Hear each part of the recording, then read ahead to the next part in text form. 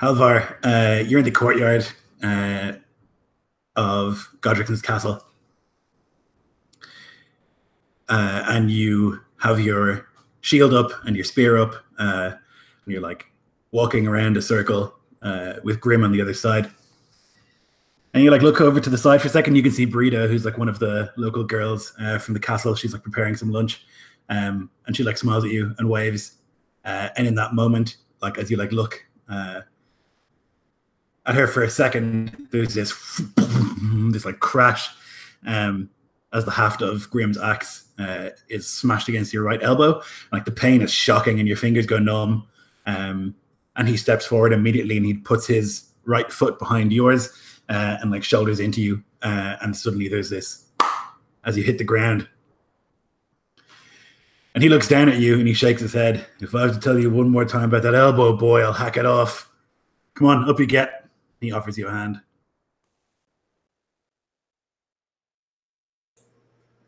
Halvar looks up, feeling slowly returning to his hand. He reaches the numb hand up and clasps the bigger man's.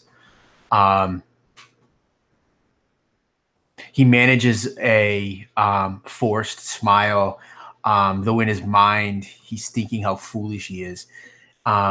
Stop being a boy. Time to be a man. And though he knows his cheeks are flushed because he knows Brita saw the whole thing. He like lifts you up and pats you on the back, and the two of you make your way to the nearby table. And Brita smiles again. She's like laying out all this like bread and cheese and meat and these big horns of water, and she like moves away with a lingering sort of wink. Grim sits down. He like grabs a loaf of bread and just like bites a big chunk out of it, and he's like eating. And he says, "You show real promise, Halvar, but you need to focus. When you're in the din, there can be nothing else. You cannot think about your hunger or your thirst or your fear or how lovely Brita's arse is. You can think only of your spear and of your enemy's axe and the shield and the kicks and the punches." His cheeks flush again, red. He looks down and absently grabs a piece of dried meat, overcooked. He turns it in his fingers before he looks up at Grim. He nods his head, runs his half hand through his damp, soiled hair. Something has troubled me of late, Grim.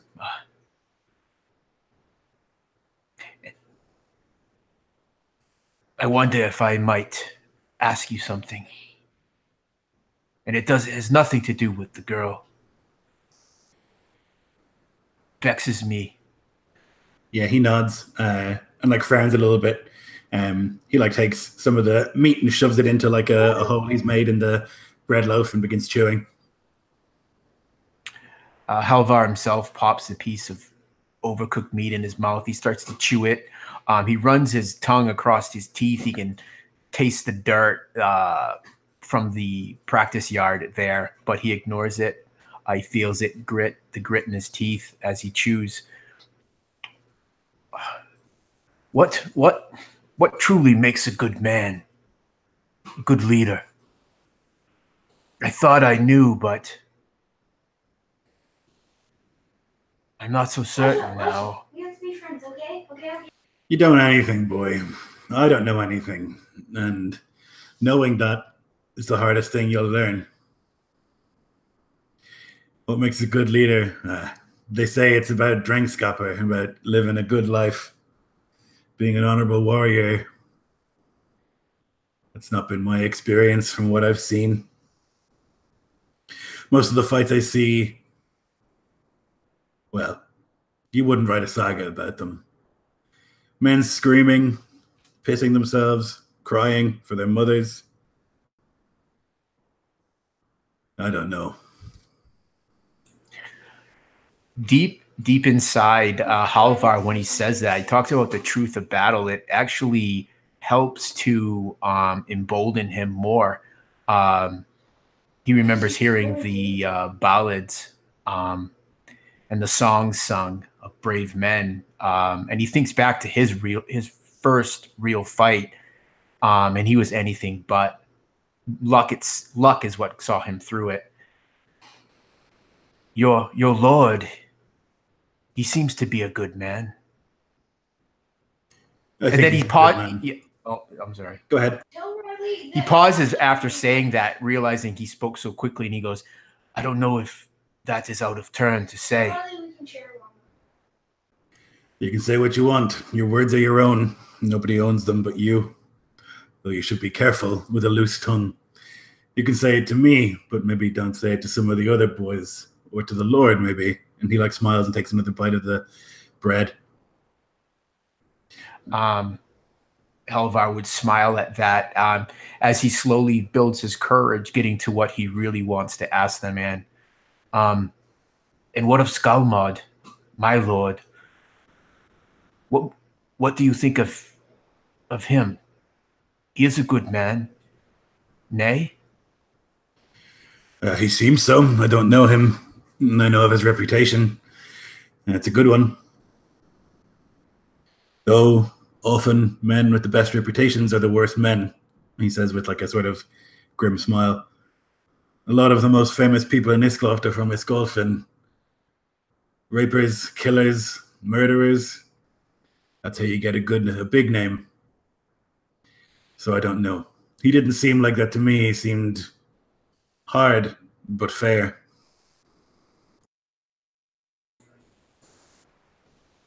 I do not trust myself to know what is a good man or fair. What I have seen of my lord says to me that he is my heart tells me he is.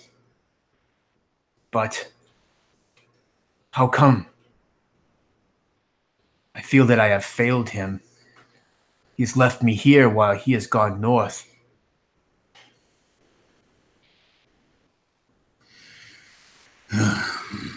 I was like you once. I wanted to go on every raid. I wanted to fight in every skirmish. I wanted to go on every adventure. But when men go on every adventure, they don't come back from every adventure. And I'm still here. Many of the men are not. Maybe that's a good thing. Maybe they're in Valhall. And that's what they tell me when they come home. They say that he died well. And I've never seen a man die well. Helvar flashes back. He remembers the girl that he killed. It was the boy he killed with a spear. There's nothing glorious in that. He gets kind of that distant look for a second before he turns back to Grim. Yeah.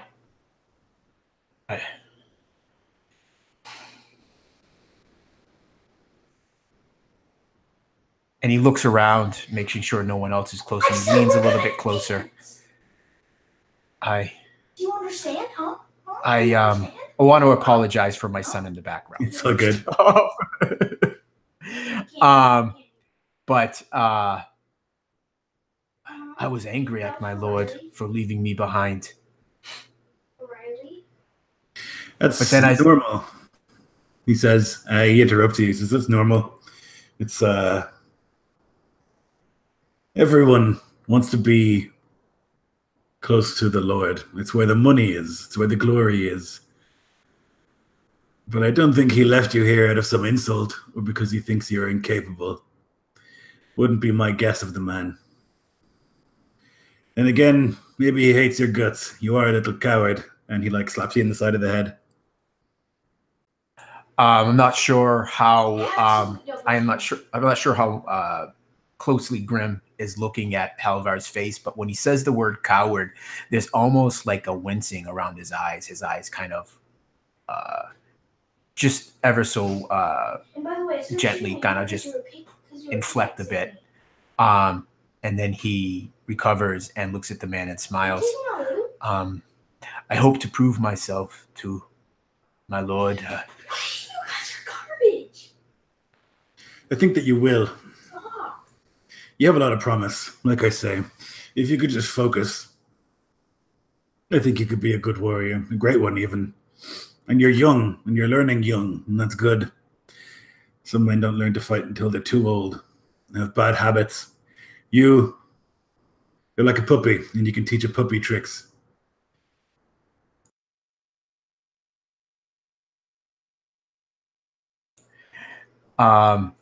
Playfully, Halvar smiles at him. So you would call me a dog then? And he smiles at, meaning no insult to the man. Yeah, I'd call you a mutt boy. A mutt I am. That is true. Come on, you got to eat. And he'll like hand you like the rest of his sandwich that he's like fashioned. You can't just pick at the dry meat. You have to eat something proper.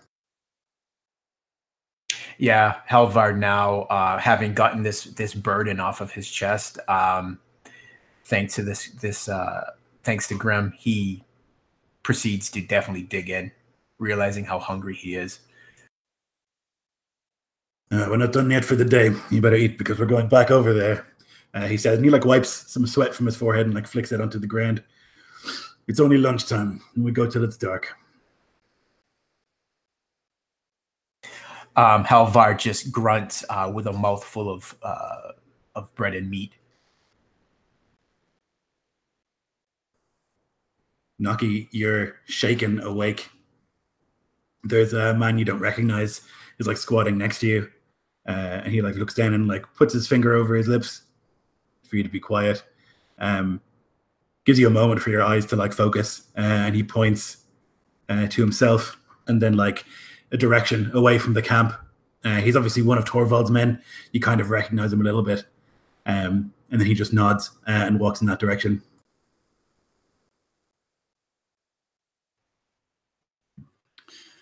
Noki will sit up and blink his eyes, wipe the sand from them. As he watches this man walk away, and he'll get up, and almost forgetting himself for a moment, he'll stop and he'll reach down to the dagger under his blanket, propping it somewhere discreet before following. Yeah, he leads you like away from the camp where like this man has like successfully snuck in the back away from where your two watchers are. And you're well capable of sneaking past them also. And he leads you like through some of the woods to a fire. There's a couple of the men, Torvald's men, sort of sitting around, and you can see Torvald there sitting with two of them behind him. He's sitting like looking into the fire, and you can see some of them are like sharing this bottle, more like a flask of liquor around. And some of them even have like little wooden pipes, and they're like smoking something. But it's quiet. It's not like rowdy or anything like that. Many of them are just like staring into the fire. And there's a log set up opposite Torvald. And as you like enter into the firelight, he just sort of gestures for you to sit.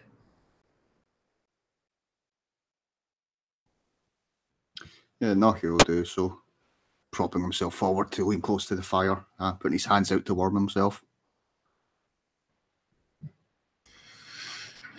We brought you because you're one of us. We've had to have a bit of a talk.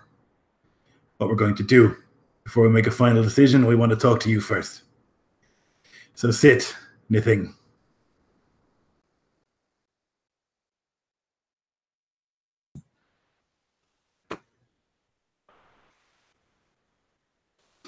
I'll speak. I'll give you any answer I can. He like scratches at a scar on the side of his face, sort of pallid flesh. And we brought you to ask you about this Skjalmod. Seems a severe man, hard man. So generous what we've seen so far. What kind of man do you think he is? Well, you've probably known men before. You said you fought in the shield wall. No doubt you've heard the honey words of Jarls and those that seek to lead for their own ambitions and security. You probably know. You can tell if someone is pissed in the honey wine you're offered.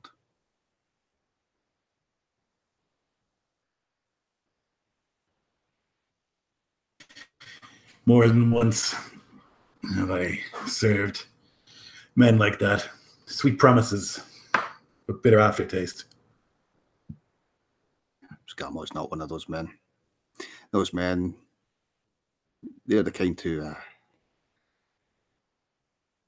well, they speak of honour, but it's all weakness to them, a false shield. But I've learned something in my time under Skjalmod. When wielded by the right man, whose ambition is outward and for all, and whose will is steel, honour can be an armour and a sword and a battle cry. And I didn't think such men existed.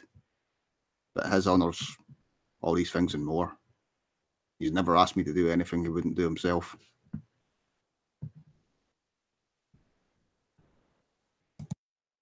You can see some of the men like in the back sort of snickering like that's impossible. And even Torvald like raises an eyebrow and scratches the back of his head and another scar.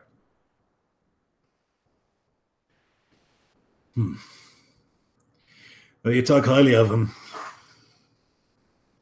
And again, maybe you're supposed to. Maybe that's your job here. Make it seem pliable.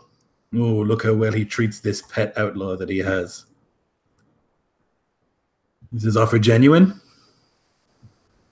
This offer is genuine. I wouldn't be here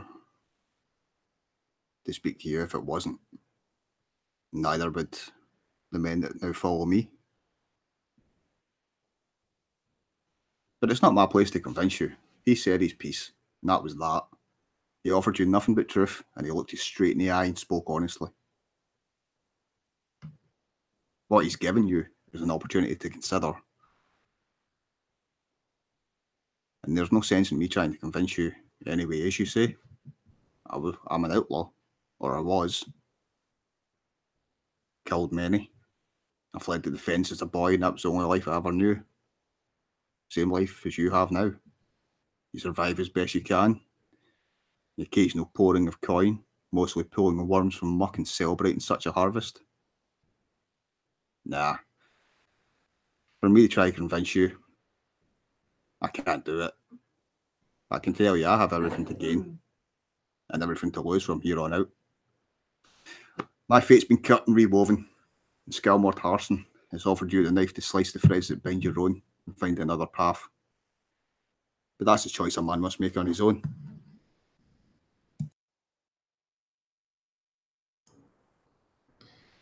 He nods.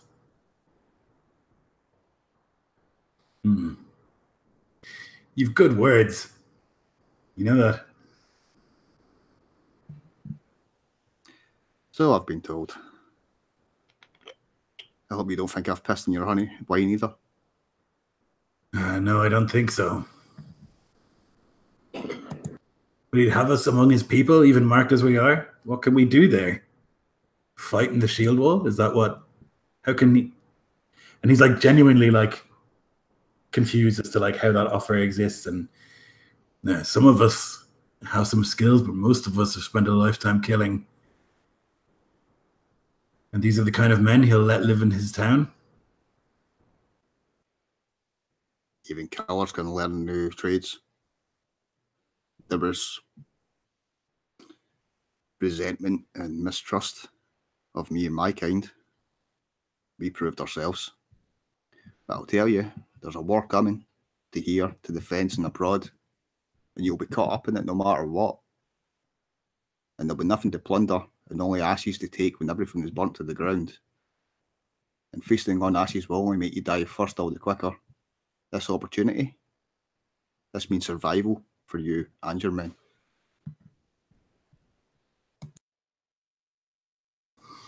And you trust this man? Genuinely?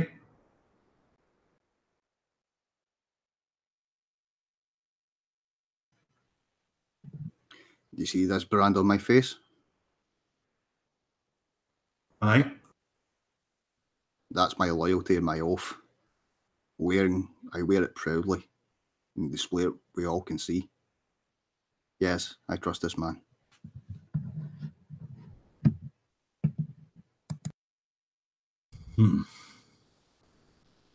But it's a lot to think about. These men here, these killers, thieves, and scumbags, and there's like a chuckle for many of them. They've committed terrible crimes, me most of all, but they've become a sort of family to me.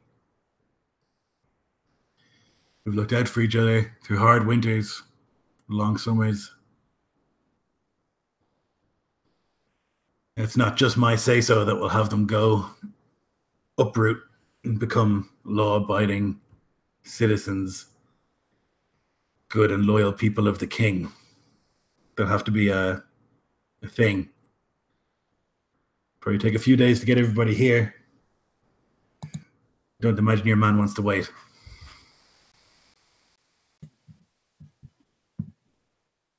I don't know if he can, in all honesty.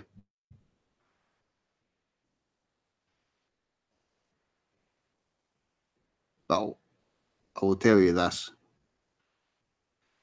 When war does come, you only have two sides. There is no middle. And the Scotland, they won't treat you as equals. And any spoils you will imagine, they're fantasy, fleeting at that. Remember, these are reavers, not farmers. There'll be no one to tend to crops and animals after they cleave their bloody way through. So where will your food and coin come from then? Sure, your men might want to fight and drink and fuck their fill. But what comes after?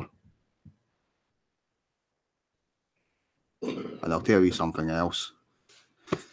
And he'll stand up as he stretches before the fire. I never put much faith in gods. Their favour never fell upon me. But I'm learning that maybe it's because I never did anything favourable. Maybe there's a seat in the gods hall for me after all. Maybe there isn't. Truth is, there's only one way to find out for sure. If I'm going to fight, if I'm going to die, if I'm going to kill, because that's all I'm good at, then I choose to do it doing the right thing. I think that is something you should consider.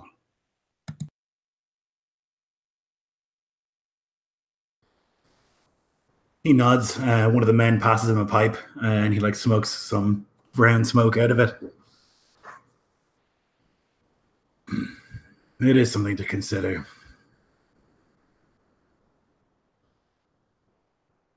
I wonder if your man knows the depth of your loyalty or the sweetness of your words. I think Skjalmod probably knows better than I do.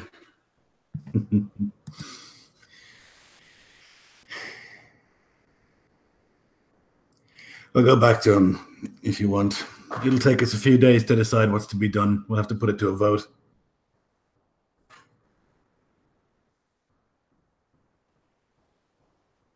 I'll let him know you're at least considering it. Good. You want some of this? And he'll like hand the pipe out towards you.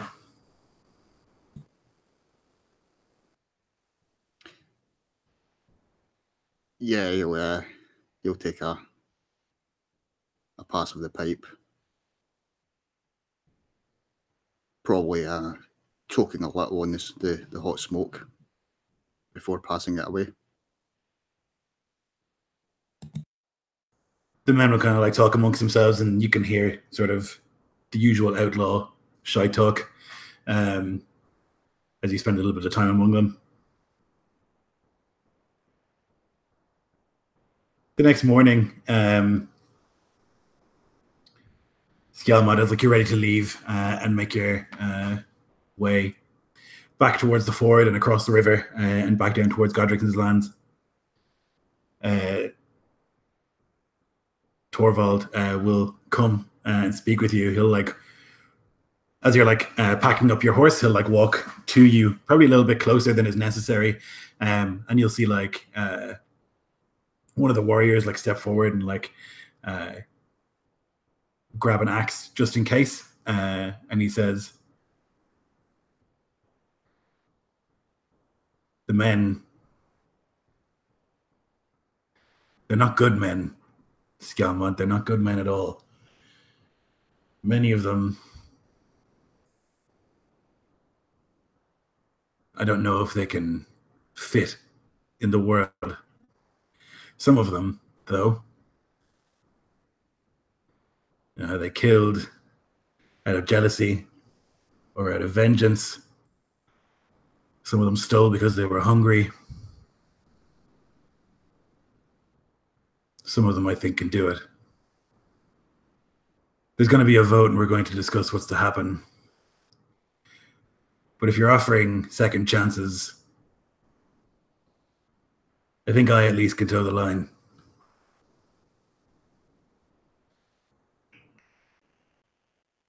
You'd be welcome, and I'd be glad of it. If you think so of these people you dwell with, you should leave them.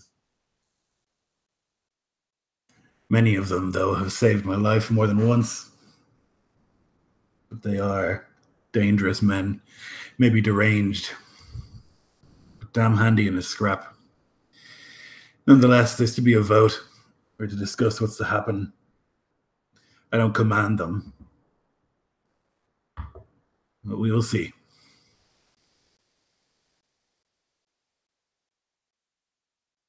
Very well, then, Torvald. Well, you'll know where to find me when you decide. He nods. You can pack up your things and begin the ride back towards the ford. This fairly pleasant sort of journey through the woods. You can pass by the Stone of Thrym again, and eventually you'll be like on this path that leads pretty clear, like almost like a road. They're not like stone, anything like that. Leads to the ford, and there's like this bird call, and then like a score of men stand up in the woods around you, bows and axes and spears. And they look rough, look like reavers. And from among them emerges Iller, the man you had spoke to on the way here, on the back of your horse. He like steps forward, sort of casually. He doesn't have a weapon in his hand, and puts his hands out wide. Ah, you're Skjalmod. Good of you to come. We have been expecting you, which is evident, I suppose. And he like points at the men all around. Go ahead. You go. My Jarl has rather hoping you'd accept an invitation to speak with him. As I've said, I've already agreed. I'm on prior business, and as soon as that's done, I intend to honor my word and go at once to speak with Jarl Rannick, if he'll still have me. Well, fortuitous indeed. There's a cozy little village just across that ford beyond that he has taken as his meeting place. We are to take you and two others to speak with him. The rest, of course, will wait here with this charming lot, and like the men around sort of chuckle. How hospitable of him. They devote resources to escort me to speak with him. Yes, indeed. He only wants to see you safe, Jarl. Better, I think, that you do come with us. Better for everyone, I'd say. I'm going to roll an insight just to make sure that he is acting under the orders of Rannick and not like doing this in some rogue fashion. Sure. 13. I feel like I just only ever roll 13 in this. Yeah. This man has like a disgusting, swaggering confidence, and you think that like Rannick keeps him around for that very purpose. That he's hard to read, though it does seem like he's pretty certain about what he's saying.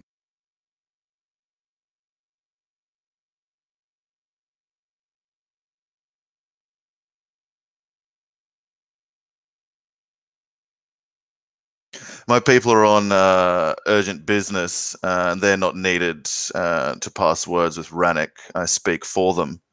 Would you allow that I come with you and my people are allowed to move on to my friend Einar's lands? They have a message for him from me. I'm afraid I can't do that. You're Skjalmod, I'm afraid. It's quite specific. You are to come now to the village. And when the discussion is complete, your men will be brought to the village, and you can all leave without a hair harmed upon your heads.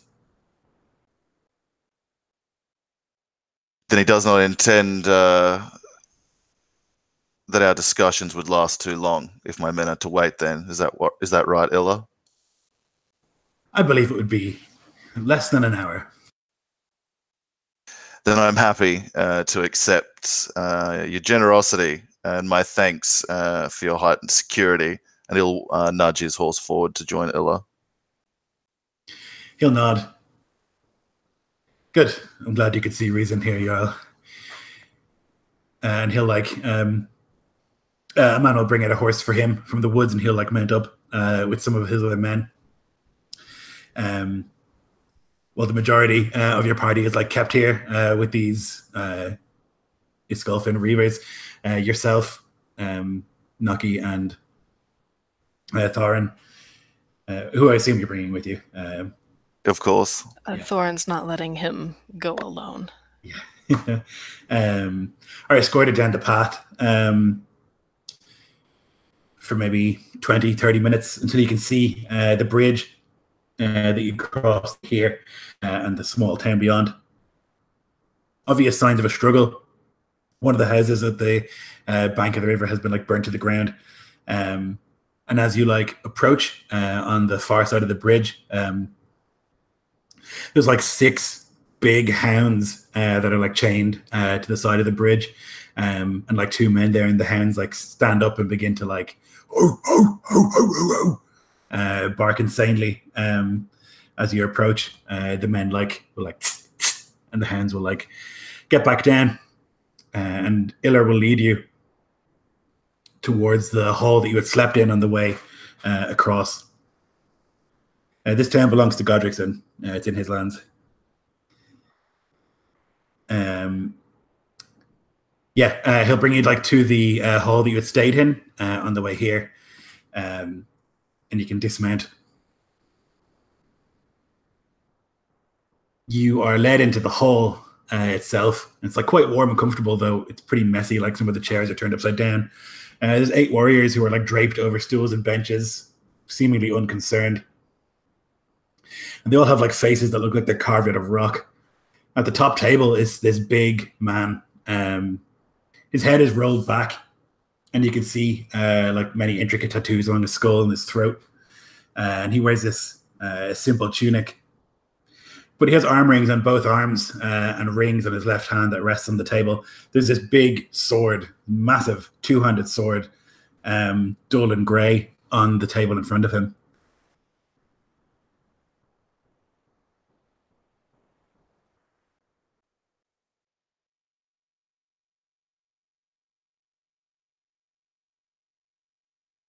His head is thrown back. He doesn't really notice you until Iller, Jarl. And then he looks, his head rolls back and looks in your direction. And lets out a sigh. His right hand comes up from under the table, and with it a teenage girl who had been beneath it, and she's near naked. He slaps her on the arse and she scurries away. He wipes his nose and he says, "So you are the famous Skjalmod." He grabs a nearby towel and adjusts his privates beneath the table. "Forgive me if I don't stand, eh?" I am, and glad to finally meet you, Jarl Rannick. Why don't you sit down? And there's all these chairs, I say, thrown over, some of them broken. I'll set chairs aright for Nocky and Thorin both, and then I'll sit. I've heard a lot of your name on the wind, Skjalmod. They say that you're a great leader, a mighty warrior, a genius commander. And they say all this about you. Now I see you. I do not think you are a mighty warrior. You have the look of an old man, he says. And he has this smile that he flashes at you with several missing teeth. His face looks like a smashed stone. His nose has been broken many times. There's a big chunk missing out of his left ear. and this like patchwork of scars all across his face, a thick black beard. Not meaning any offense, of course. My men will bring salt and bread. And he clicks, and they do. I'll eat Godricson's small folks' bread in his hall and pass to my companions to do the same. None taken, of course, Jarl Rannick. That same wind has carried your name to my ears. My name is carried in the howls of wolves. The wails of the people here. That's not my intent. I've made a name for myself. You have to keep up appearances.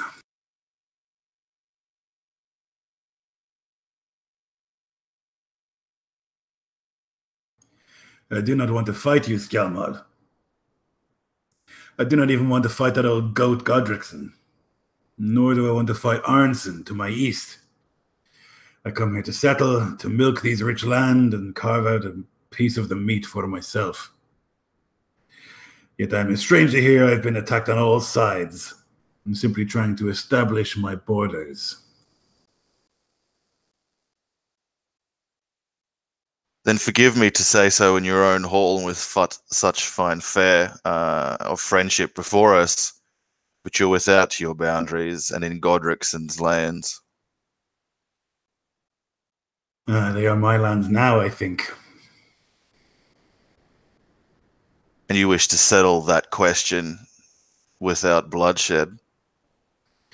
Without further bloodshed. There was a battle recently.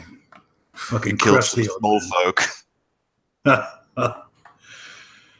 folk. He came, not this, Godrickson, he came with some of his men. There was a slaughter. Many of them have died. I think he has not many now.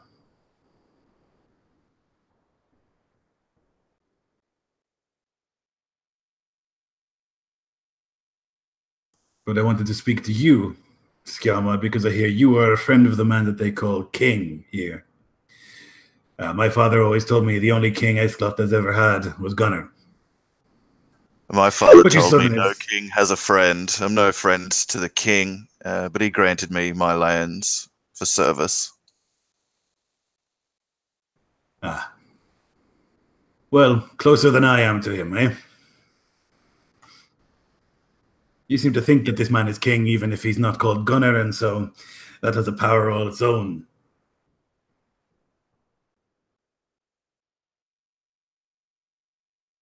It does. As I say, I crushed Godrickson in a battle not long ago. He has not many warriors, I think, or else he would have come back.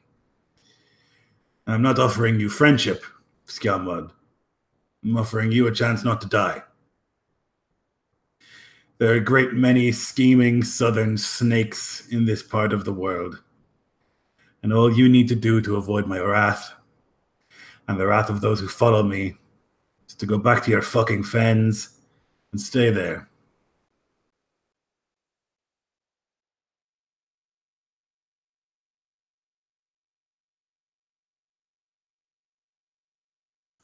Godrickson is my friend.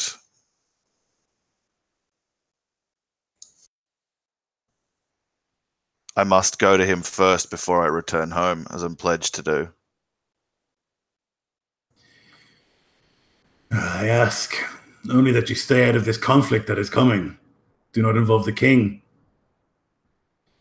In return, I will not bother you. I'm even open to peace with Godrickson, though he'll have to give me some of his land, my land now. Wouldn't be right to beat him in a battle and not gain anything.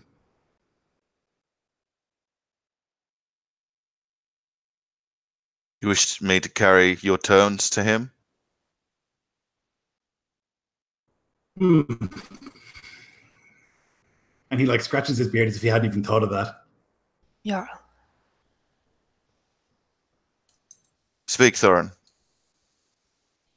surely 'tis not your place to play messenger.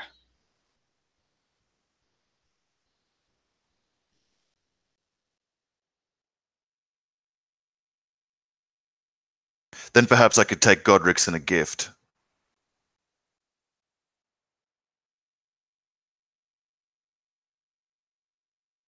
Some proof of parley, that you willfully wish to establish some kind of peace. I think that Godrickson will not want peace. I think he cannot accept it, though he wants to, maybe. He would look weak. He would look a coward after what I have done to his lands, after how I smashed him in the battle. Nonetheless, you can tell him that if he cedes the lands that I have conquered to me, then he'd be no more war here. Not with him. What gift can I give? Like scratches at the side of his skull. Like looks around at the place. And then like rifles through like a pile of clothes next to him and like pulls out a like a little arm ring, obviously belonging to the girl. Yeah, here you go. He like throws it across the room.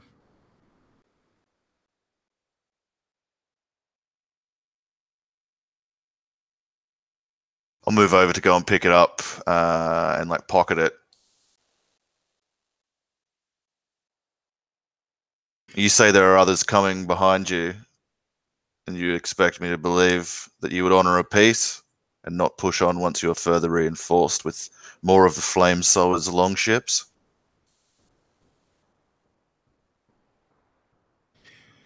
You know of him. Good man. The wind carries more names than you and I. That it does. He has designs on the whole world, I think. He like chuckles to himself at that. I have come here and I have taken this piece of land for myself. I'm getting old, like you. Can't be in the shield wall forever. And this sword is getting heavy. Think I'd like to live in my latter days in comfort and get fat maybe on all these farms they have around here.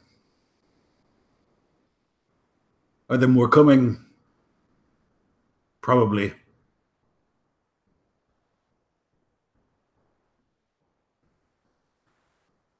What they will do when they get here, that's their own business. For me, I am happy. I have a castle, and I have land.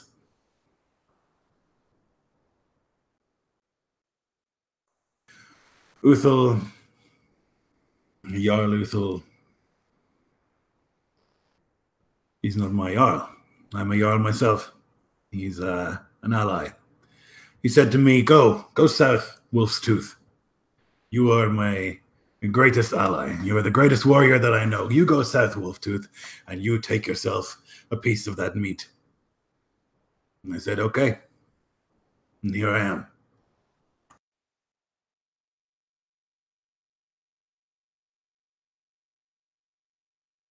Not the only wolf to rip at the carcass of Asbloth. I'll tell the king of what you say, and tell Godrickson too. But I cannot offer you my word that there'll be only peace between us if you swear that you will serve the flame sower above the king's law. Isklov doesn't have a king. As far as we're concerned, up in Isklofin. You know, he's only really king when you live close to him. As we do here.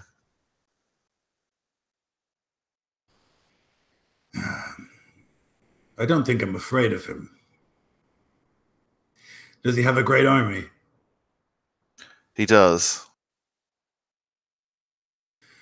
And do you think me coming here,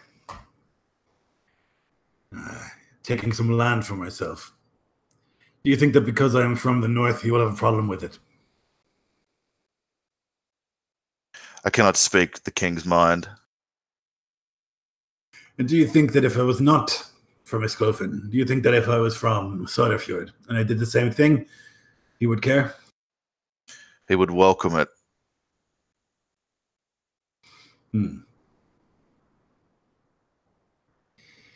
Yes, that makes sense, I suppose.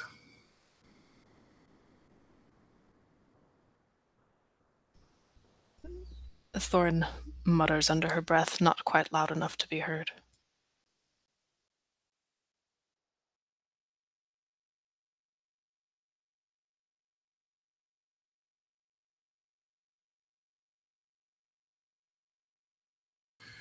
You want to eat something proper?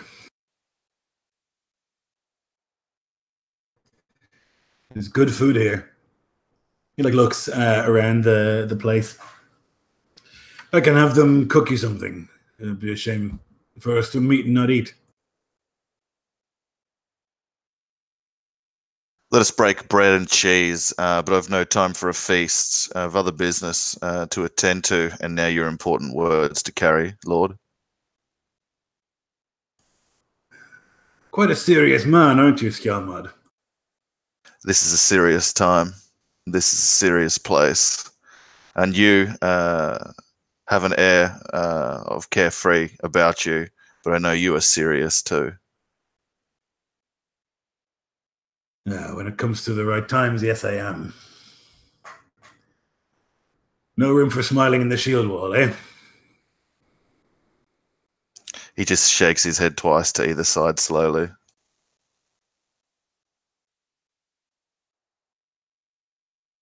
You know, I don't think I'm hungry. He gives this look to Iller and a nod. Maybe we'll see each other again, Skjalmod, though I hope not. My thanks, Rannick Wolftooth, for your generosity as host and for your honor. He'll stand as if to leave and hope that it's unchallenged. Yeah, it is. You ate the bread, you ate the salt, and you're brought back outside. The dogs go ballistic again, barking like crazy. And Iller stands at the door frame with his arms folded, leaning against it. That went well. Did you have concerns it would not? They say that you're straight as an arrow, Skjalmod. I thought you'd take offense to some of my lord's words. Good that you didn't. Better for all of us, I say.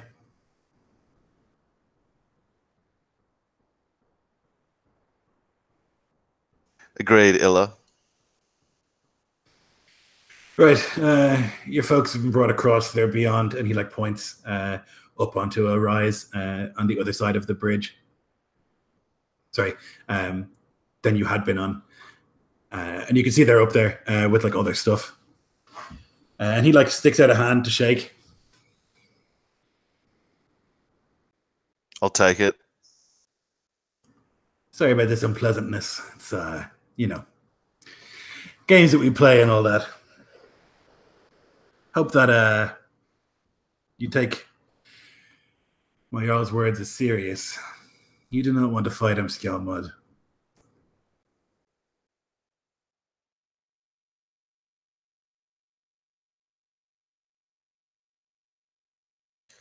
I do not, Illa, it is true. Let us hope that it never comes to that for the sake of all. Yeah, he squeezes your hand a little and looks into your eyes and nods for the good of all. Better for all. He'll nod, make his way to the horse. Yeah, you can do so and ride out of the village. Go on. I was just going to ask on the ride to Thorin and Nocky, how many men they counted, what they think the force of Rannick at that place might be. Anything like that, just trying to get their eyes and ears on it as well. I imagine I wouldn't have been at the best position to notice a lot of stuff because I was engaged with Rannick the whole time, but get a sense of how many men were there between us and what kind of capacity they have there, their supplies, how many horses, things like that. Yeah, the two of you can make me perception checks if you like. No one said that we need dice for this session.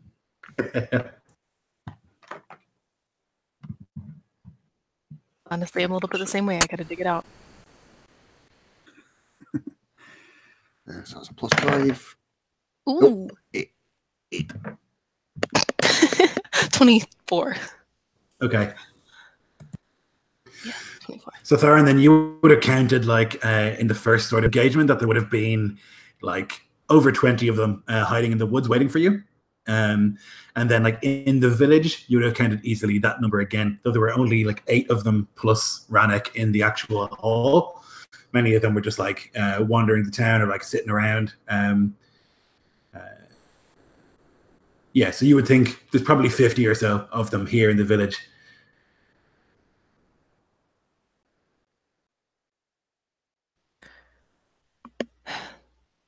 Near 50 of them, yeah.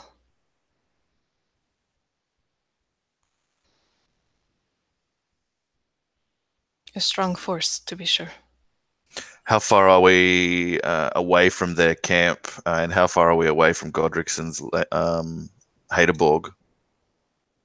So you're maybe 2 days from Hedborg, and from Rannick's lands. You haven't been there, but it's like you're going south, and if you went east, you would get to Rannick's lands. But how far it is to his actual like castle or anything is not known to you. Okay. Tell me what you think of this, Nocky. Tonight when we camp, you slip away. One of the men, like you replace his cloak or something, so that he'll be you on your horse with us. You'll slip away in the night and go to the fens while we travel on to Godricson's land and raise our warriors and stuff, and bring them to the northern outskirts of the fens.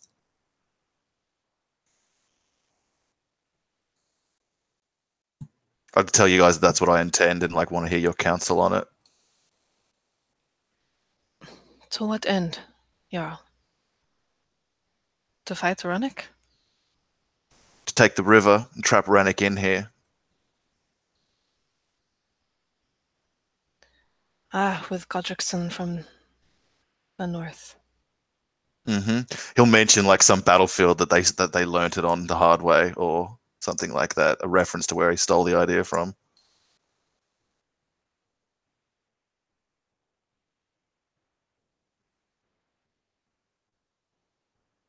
We'll cut Illa and his band off north if they stay where they are and trap Rannick and his men between us and Godrickson. And then Rannick can have his battle with Godrickson.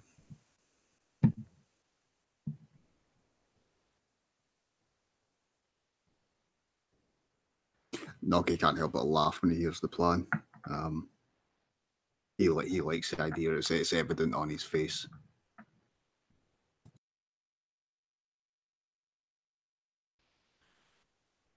You can see Thorin weighing out the tactic in her mind versus Rannick's men and our own, and the ones we saw at Godrickson's. Aye, might be enough. There will be losses. Yeah.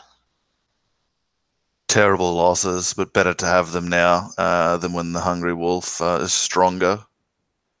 The longer this draws out, the longer we appease Rannick, the worse it is for us, the stronger he becomes, and the weaker Godric. Wise words, Jarl. But many will die. We'll not call. I'll give you like send a runner or a messenger or something, knocking on the outskirts of the fens, presumably, like as if this goes off. Once I hear from Godric and where we stand after I tell him about the sword and such, don't want to commit to it until then, because if Godrickson's not going to help, then we'll just die. But unless you guys have any objections, we'll enact that plan, and the next morning the rest of us will ride on. Right on to Haderborg.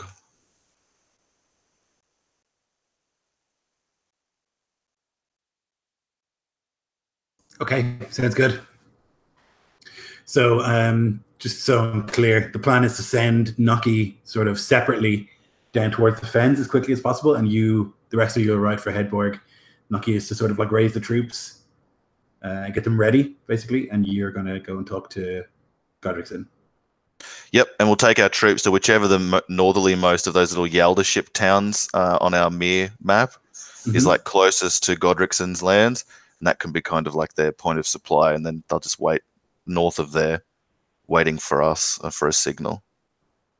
Okay. But still, yeah, very like in the fens. Yeah, so there's what's it called? I'll get the map out in a second. But there is at the very, very north there's a settlement. Yeah. Cool. All right. So then in the night, Naki can slip away easily enough and head south towards the fens while you head in a sort of south direction towards Headboard. Do we all have horses, the group we are with, or is only some of us mounted? You all have them. Cool. We'll ride with haste then. Yeah. Yeah. Okay, Grant. So we'll take a quick break there, run out for a smoke and whatnot, while I do a little bit of scheming.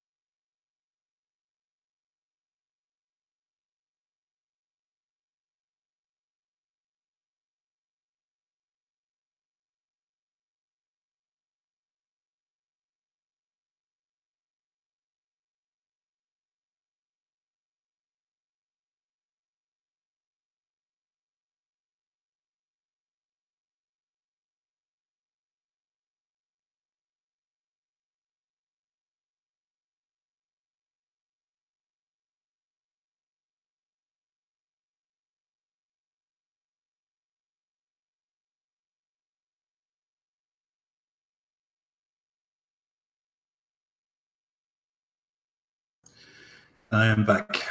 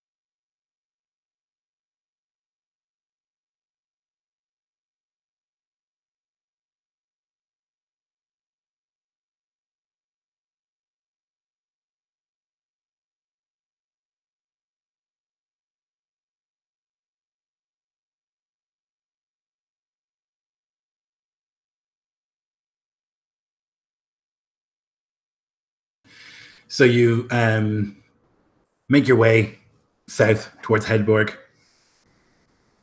And Rugvar, who's still with you, will sort of be quite nervous about having like met Ranek's men, and he like Magni, well, not Magni's not there. One of your warriors will tell you that like Rugvar was particularly nervous when they were like cornered and like standing there under the watchful eye of the Isgulfin. That's to be expected. He's not really a warrior. And so when a day and a bit later, you can actually see the Borg ahead, he like obviously relaxes a little bit. And you can take that winding path up through like much of the village and into the castle itself, where you're welcomed once again. And you can see in the courtyard Halvar hard at training with some of the other men that you had left here, and many of the men that Godric commands. They'll greet you warmly, and they'll call for the Jarl, who will come down and greet you in the courtyard. And he'll like look sort of hopeful with like wide eyes. I won't let him wait or agonize him any further. I'll let him know immediately as soon as I lock face with him that it's not good. And if he doesn't take the cue and take us somewhere private, I'll like greet him warmly and say, "Come, the road was hard. Let us speak with fire and mead close at hand, and try and get a quieter audience than the training yard with him." He'll nod at that, taking your meaning, and will like lead you inside, past the tapestries and into his hall. He'll like pull out a chair and sit at the head of the table, and servants will bring wine and food and things for you to enjoy, with a roaring fire and a little bit of warmth. Though he doesn't give you much time. You didn't get it. No, I know. We found your grandsires' barrow in his tomb, his corpse and so many kin slain at his hands, and that accursed blade.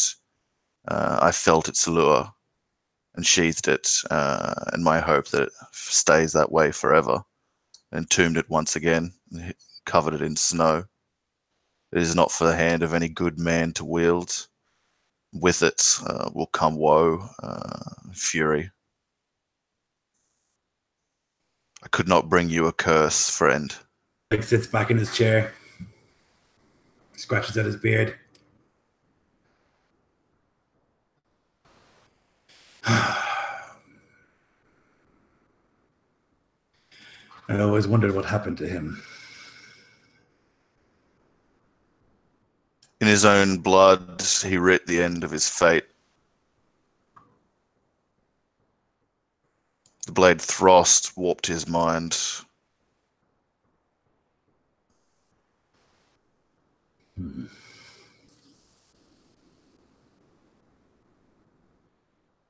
said to me a week past, your legacy will die with you. Do not let it die with you. wielding this blade to tarnish your reputation.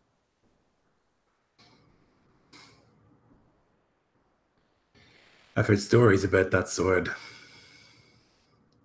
I didn't know that it was...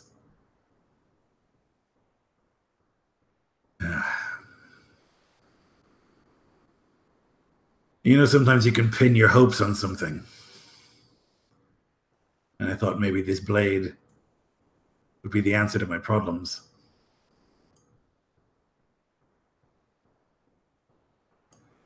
It seems it's not to be.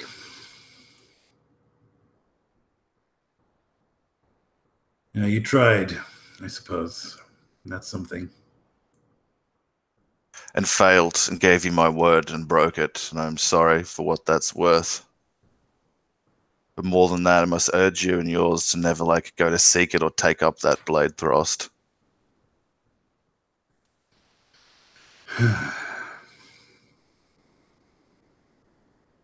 Thrust. You say you can conquer the world with that blade?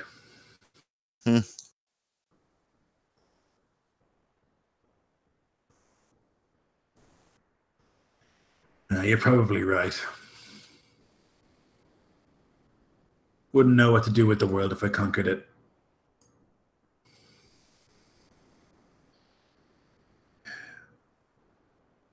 Same as everyone else has conquered it, you'd lose it. Yeah.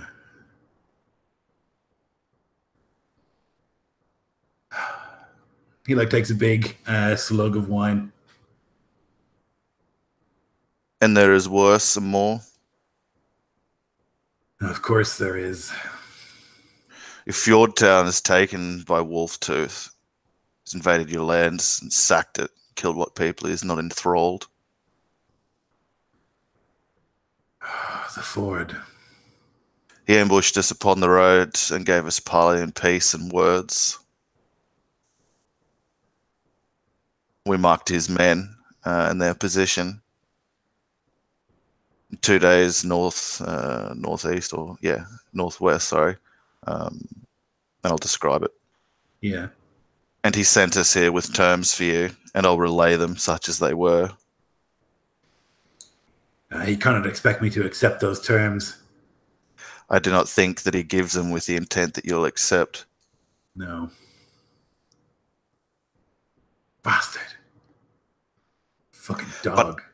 But he fears the king, or at least for now, is too wary of him. He wishes my peace, does not wish to embroil the king. Asbloth is dead.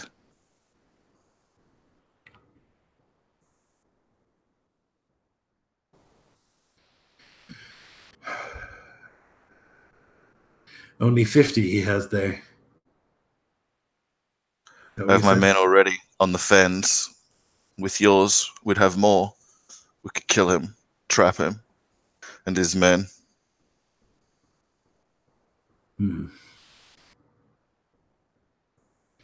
We could at that, couldn't we?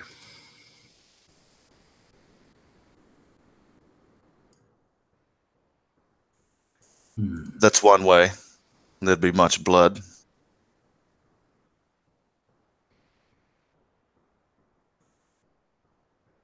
What's the other way? With a wolf, how do you reason? You cannot. Have to put him down. We'll marry a hunter's daughter.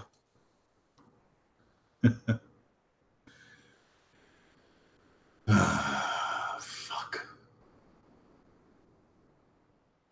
It's never easy, is it, Skjalmod? It's never smooth. Sometimes it is. He says with a rare smile. But it'll quickly drip away.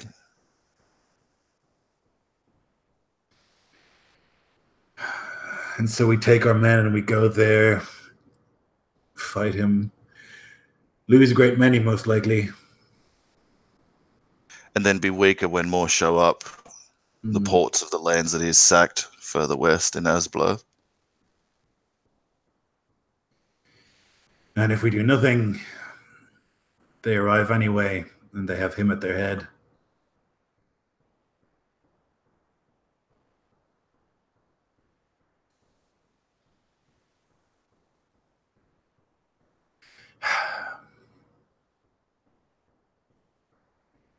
Better we do something, I think.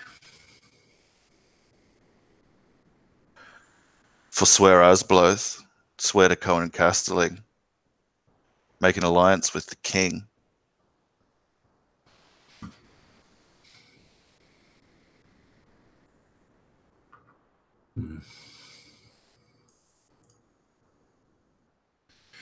Come the king's man.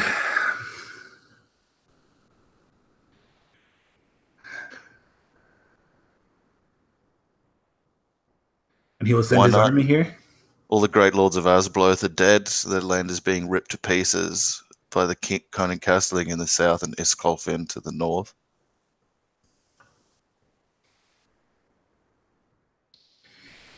Yeah, that's true.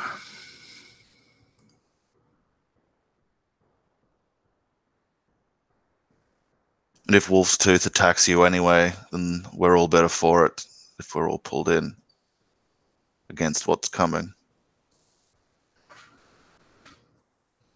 I've maybe 40 warriors here. If we had a day, I could raise some feared.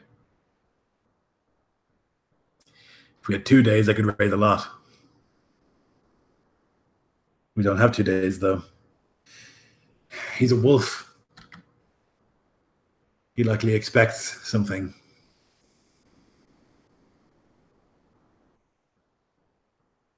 He'll expect a response. I think he'll expect a grief-stricken, sonless father to throw his hand to the reckless wind and let the gods decide, respond with his demands, with fire and resistance.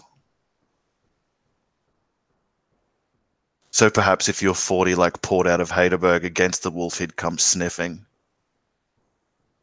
And once your men see the Iskolfin men in greater number than theirs, they flee, drawing the wolf further in. Then we can cut him off in your land and kill him together.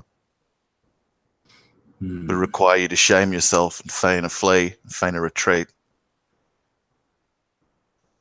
But if you fight him without our warriors, you'll be overcome. I'd wager, I mean no disrespect to your warriors, the Iskolfin no battle. Yeah, they do. And they've beaten you once, and they'll think that they know that they can do it again. That's why you have to lure them. We'll drive them mad. Chance to have a greater castle than is already stolen.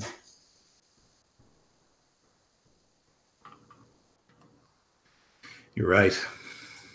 Or you could forswear your keep. Marry your daughter to me. Make me lord of this place. My alliance with the king. Make the wolf pass these lands over. Save your people any grief.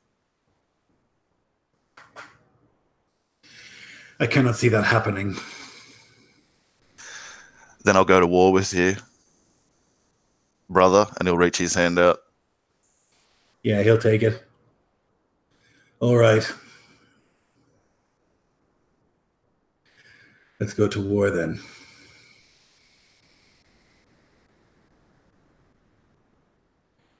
He'll give your hand a squeeze, and then he'll you'll see he reaches for the goblet and picks it up into a little bit of a shake maybe in his hand, and he'll drain it and put it down.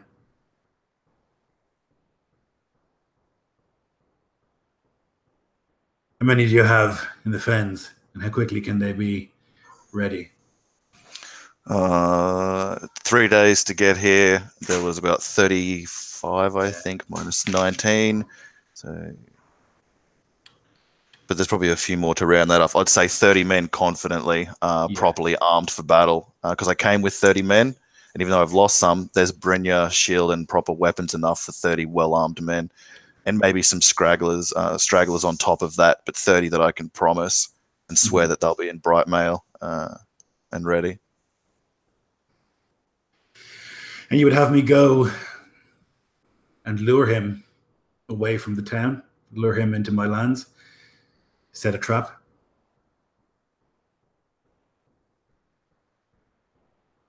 I'll nod. He thinks about it.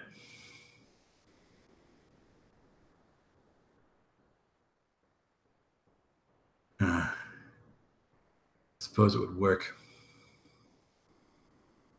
It might not. There's a better chance of working than just lining up opposite him, I suppose.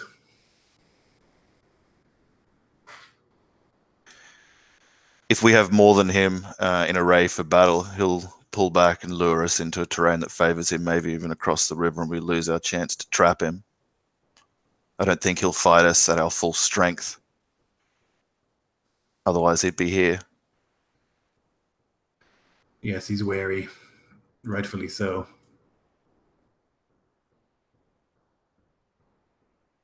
But he's got hard warriors. I've seen them before. Lifetime of reaving and killing will make a man hard.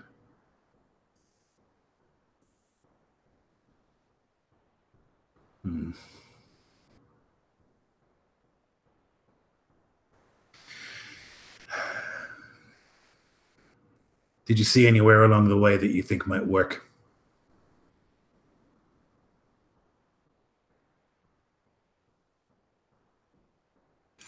I'd like a gesture to Thorin.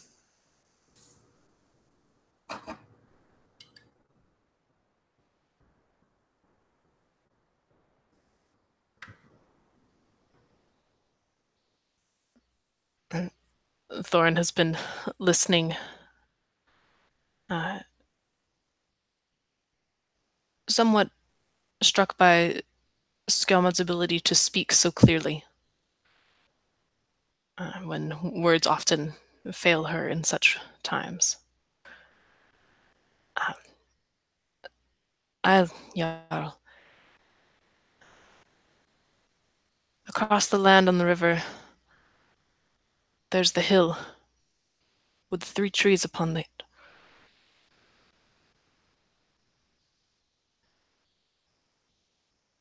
If you could get him to the bottom of the hill, we could trap him there, perhaps, if we time it well. Have the high ground. He nods and scratches his beard. I think I know it.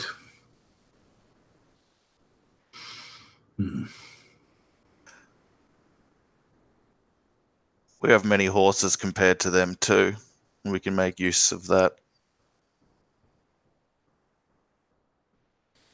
It sits ill with me, this trickery. It's not how I like to do war. Well, you could go and challenge him to a home gang. He'd spill my guts in a minute, I think. He's a big man.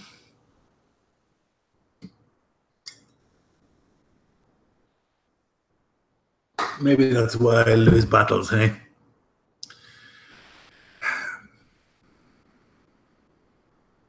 I feel like when I was younger, that's how we fought.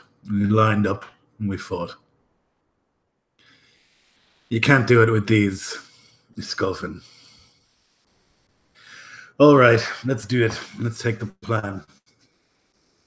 I'll lure them towards you. And you can wait at the crest of a hill. When we flee, they'll run right into you.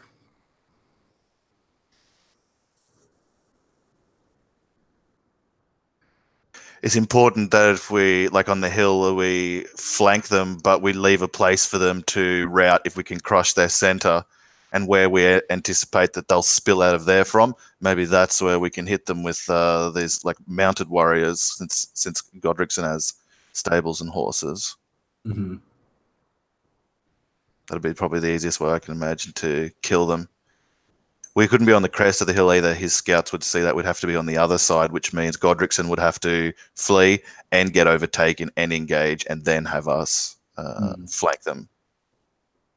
So as long as he thinks he can do that, that'll take a whole heap of discipline on the field. Godrickson will have to be there himself in this to make it work.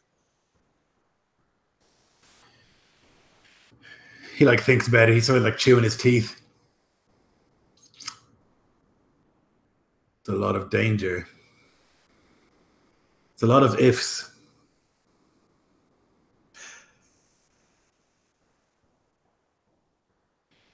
I don't see what other choice we have.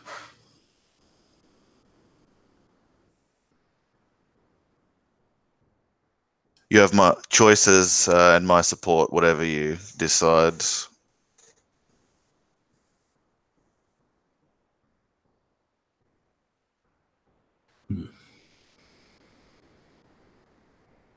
Let's do it. I spent too many of my years sitting in this castle hoping things would change.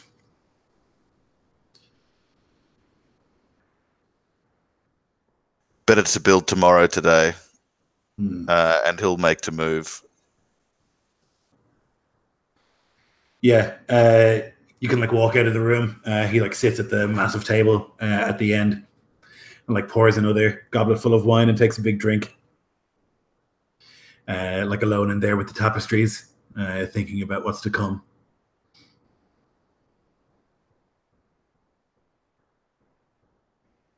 I'll go down to the yard. Oh, sorry, you go, Taylor. There you go.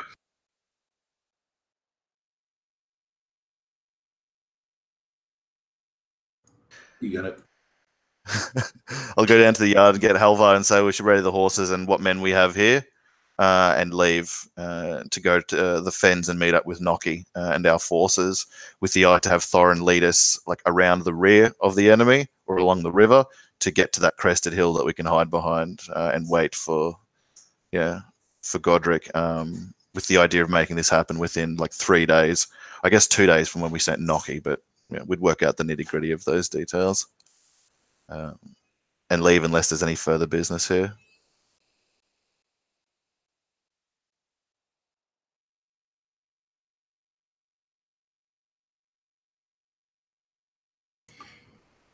Yeah, Godrickson will like clasp you in the shoulder as you leave, and like you can see his own men getting ready to go, or like getting ready to make preparations and stuff like that. It's busy and there's lots of like noise and stuff in the castle.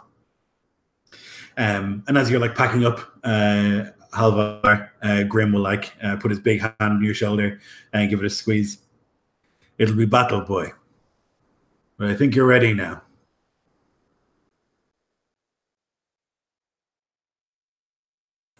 Halvar locks eyes with the bigger man, and is about to say something, but afraid his voice will betray his fear. He just sets his jaw and nods. Don't think about anything. Not your thirst, not your hunger, not about Breda's lovely eyes. Just about your spear. And he'll give you a nod, and then he'll like move away, and you'll see him like pick up a big crate and like put it on top of another one. I think Halvar would not look back. He'd watch only for that moment, and then he would turn and not look back again, hoping that he'll see the man again. And so you set off riding back towards the fens. It'll take you a day or two to get there. Hard riding. You probably won't stop in the villages that you stopped on the way here. Probably, I would say almost certainly not in the village of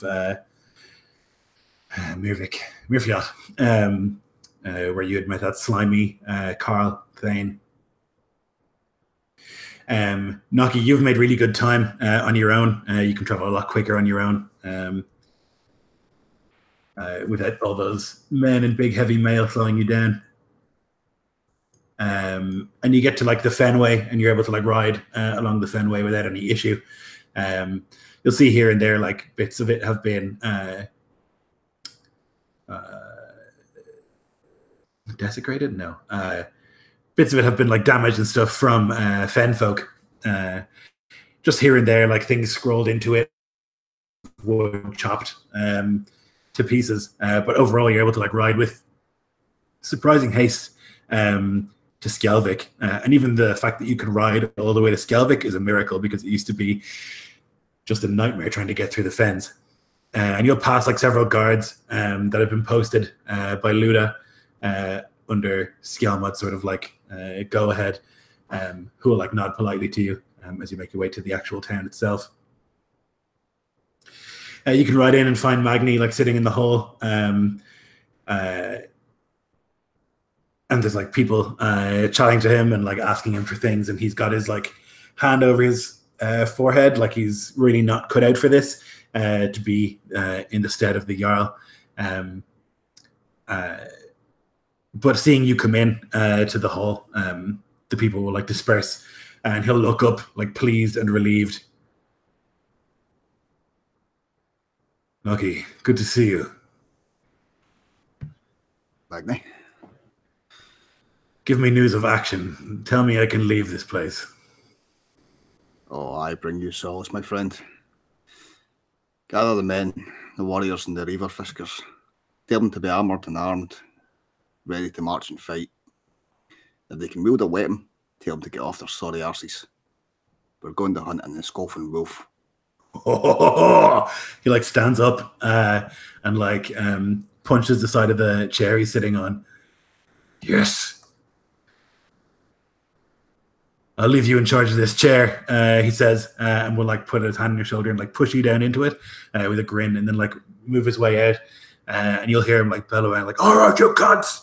To get the men in order. When like one of these villagers comes up and starts talking about like his missing chickens for the 100th time. Oh, not the chickens.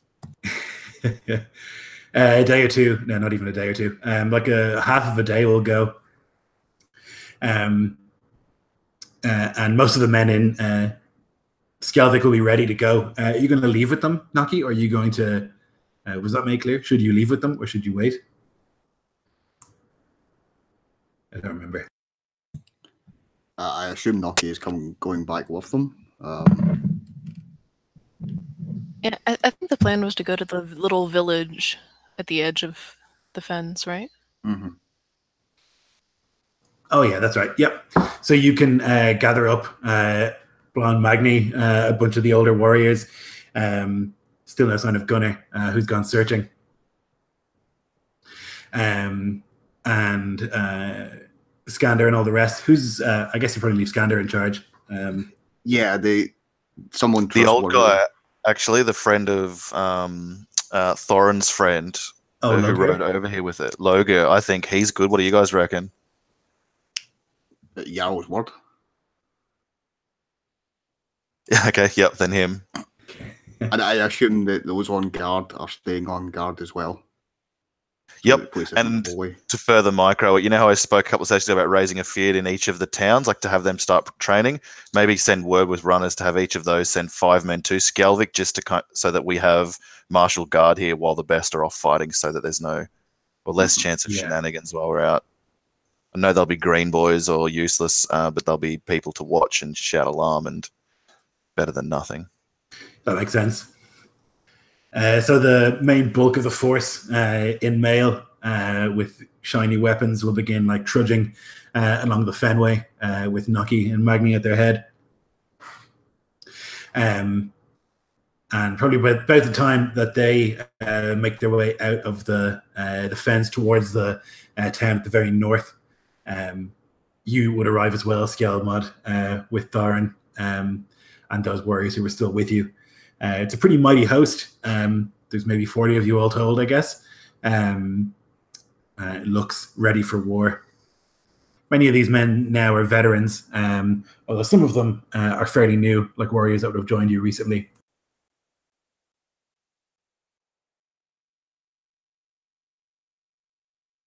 Take a moment to admire the host as we meet up with it on the way to that place. And nods to Naki and Skander and the others of note. And kind of unlace the leather thong at his chin to like turn up the right side faceplate and turn to Thorin and say, "Do you think I'm doing the right thing?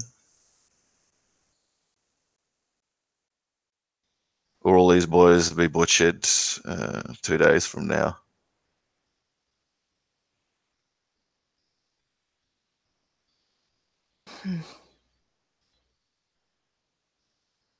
Those are not necessarily separate, Jarl. I meant what I said in the cave. Sorry to interrupt you. You go. No, she just said, all things have a cost. He nods. I meant what I said in the cave, that if I should fall, you're to lead the fens until Harkin should prove his worth, whatever you deem fit. She scowls. I will see to it you do not fall. I have no wish to lead, Skjalmod. You know this. Then save me to prevent the curse of leadership, and I'll spur the horse a little faster. She kind of grins and mutters under her breath. If you'd quit getting right in the middle of things, it would be easier. And so the mighty host snakes out from the north of the fens towards Hedbjorg, skirting around villages and things like that, riding and marching. You can push your men, and maybe some of them have grown a little bit fat and lazy from their time in the fens, with lots of food and little action, and so they're not at the sort of perfect marching health that you would expect them to be at. And there's like grumblings and complaints, and when you like stop to rest at the end of the day, many of them are like breathing heavily and glad to rest their feet. They're not like in bits or anything. It's just like they're out of practice, maybe a little bit with marching. And like that night, you reckon you'll make it to the place the next day. And that night, there's the sort of usual pre-battle jitters and chats. You can see like men huddled around fires and like enjoying each other's company, but also there's a lot of like fear noted among them. The older men, like Magni, doesn't seem worried, although he never seems worried about anything. He's like snoring in no time. He like sits propped up against a tree, his head rolled back, snoring loudly. But many of the other men, particularly like some of the newer ones, and some of the men you would have taken, the younger ones you would have taken from the king, are like huddled around a fire, talking sort of excitedly. And you're there with them, Halvar. And one of them says, "This one time,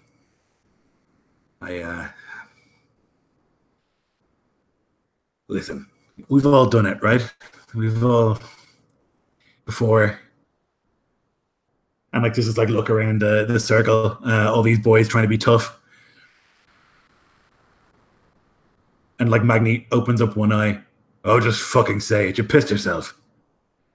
Closes it back down again. There's like this chuckle, and like one of the guys like slaps the guy who was talking in the back of the head. And there's like this like ripple of laughter, though you can tell that it's mostly fear.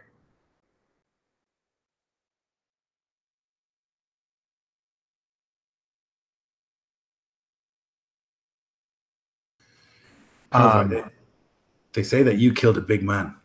One of them like leans forward and says to you, "You killed a really big man in the fight against the Fen people."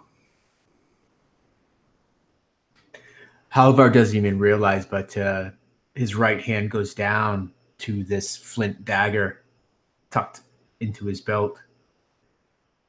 He looks at the man.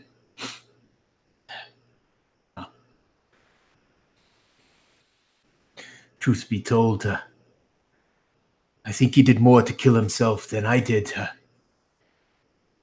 He impaled himself on my spear.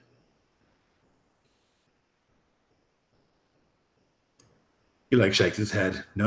You killed him. That's why you have the banner.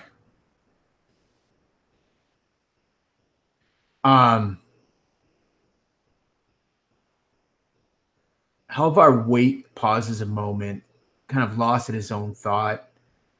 Much like the boy, he thinks back to slaying this big man.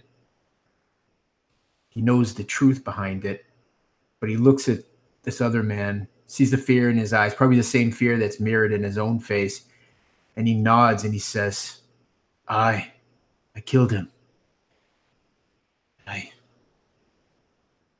Fear will be killing again soon. And he spits.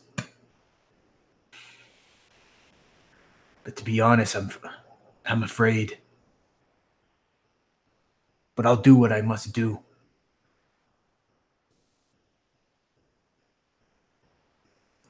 That's what we all. And his eyes kind of just go across the room, or the others. Skander is like walking by, and he like squats down in the circle of the boys, and it like listens to the end of your sentence. He like nods. Listen, boys, you're all gonna be scared. I'm scared every time I go. Never gets easy. Not unless you're fucking Magni. Everyone's scared. It's the doing it because you're scared. So it makes you a man. And I know you'll all do it when the time comes. Then he'll just like stand up and continue walking by. Halvar would let the words sink in. It does little to take that pit, that nagging doubt that he has deep inside. Does little to take that away. But he looks at the others and says, well, you've heard it then.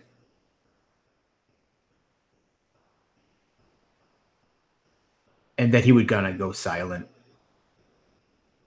Yeah, there'd be a moment, maybe a profound moment, where like many of the boys sort of like nod, like think about what Skander had said. But then it's a circle of like teenagers, and one of them says, "Oh, I have an important point," and then like lets out a really loud fart, and everyone like laughs and like chuckles, and like the mirth returns pretty quickly. But you, I think, Halvar, know that it's just everyone trying to avoid thinking about what's coming. And I think Halvar gives into this. He remembers some of the last words that Grim told him. And he repeats them, his own solace, much like a prayer. All those things will be forgotten. Focus on the task of hand, killing the man that would kill him.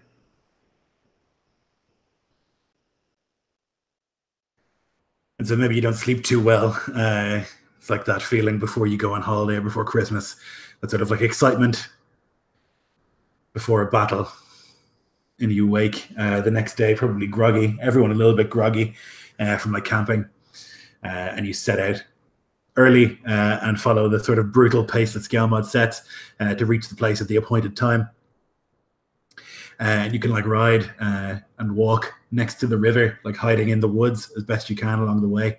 And like a rider will come from Godricson's men. He'll inform you that they're like in position near the hill, and that their intent is to like move as soon as you make your way to the back of the hill and like are able to hide.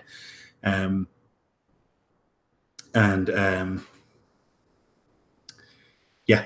he'll tell you that's Skjalmod.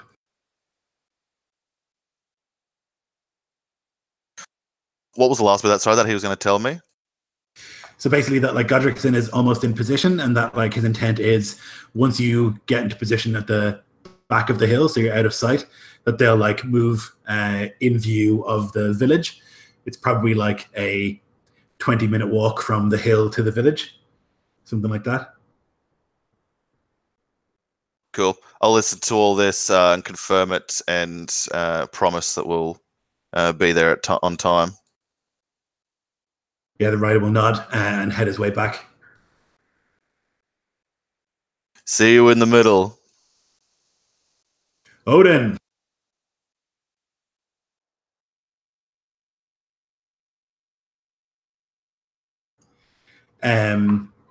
So do you want to scare the head knock you or anything like that?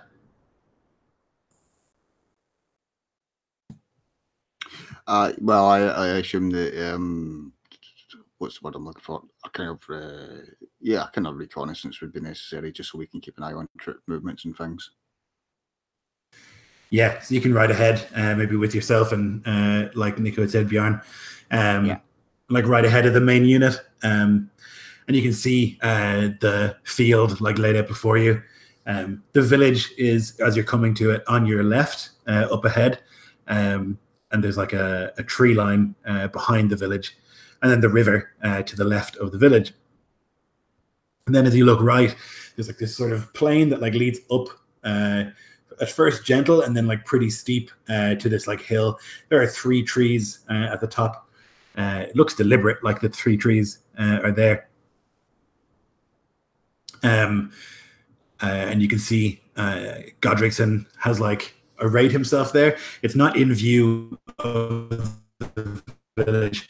You're like approaching, and you've been here before. There's like a mist that starts to settle in, and like a mist of rain that begins to fall. Which is something I think that everyone, you most of all, associate with fights. Every time you've had a fight in the fens, it's been lashing rain. It seems to like wait for the opportune time. Do you want to try and get close to see like what Rannick's men are up to, or are you happy?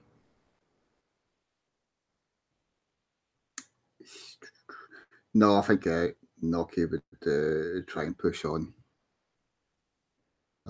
Obviously not on horseback or anything. He'll try maybe to skirt through whatever cover is still afforded to him. Okay, Even yeah. if it means, you know, climbing to a vantage point or something. Cool. Can you give me a stealth, please? Certainly can try. There is no try. There is a 27 though. Yes.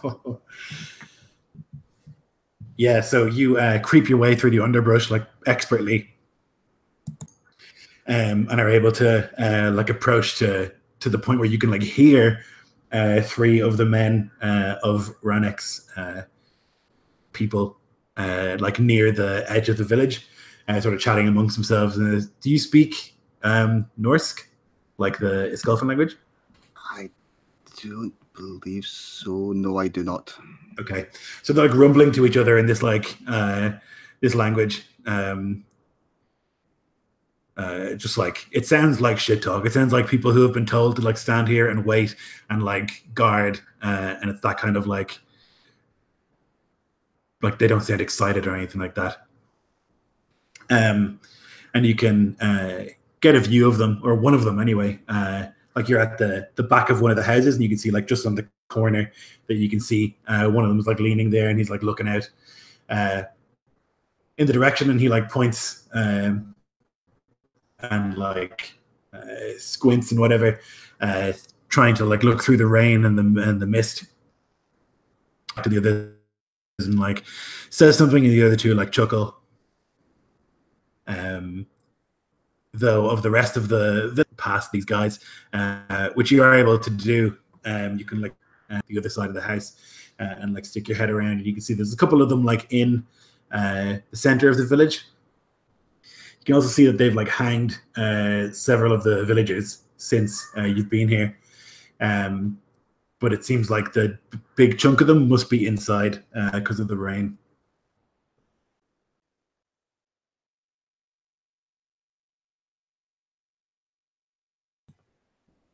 So, from observation, it doesn't look like they are really preparing to move. No, but it also doesn't seem like they've like seen Godrickson yet, you know?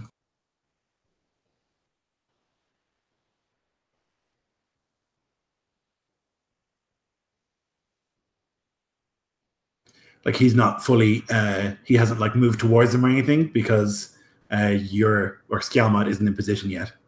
Sure.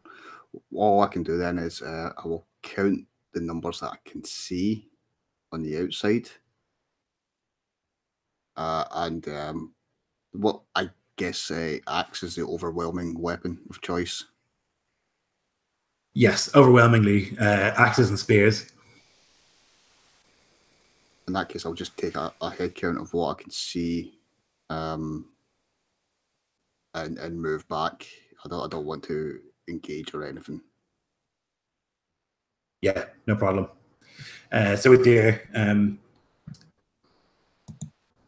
You're a shadow anyway. With your 27, you're able to like creep and like get a good look at like some of these men. They're relaxed, it seems, and of what you know of the Esculfin, like they have a certain like stoicism to them, you know, and you can like definitely tell that from the way that they're acting, even amongst themselves. You can make your way back to most of the force and like report what you've seen. At this stage now, Skjalmod's forces would have like moved behind the hill. It's like a pretty steep at this side, but you're well out of view, and with the nearly 40 of you, like you're able to like hunker down at the back of the hill. Many of the warriors would have their like shields over their head to try and protect themselves from the rain, which is like falling pretty heavily at this stage. And at the front, Godrickson will like move through his unit and into the like over the top of the hill and back down towards you, Skjalmod.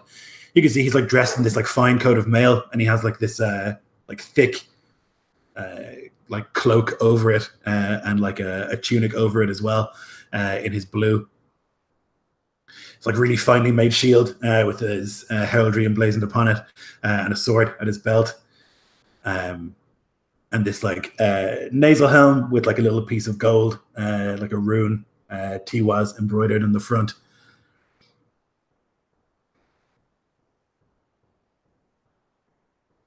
It's time to feed the ravens, I think. I will go. We'll draw them, hopefully, towards us. And we'll run. We'll fight them as close as we can to here. That's all I can say. What I do want to say, a sort of thank you. And I think, were it not for you, I'd be in my castle waiting. And waiting and waiting. And that would be my fate. To wait. To have my lands taken from me piecemeal. And this is more the way that a Jarl should act, I think.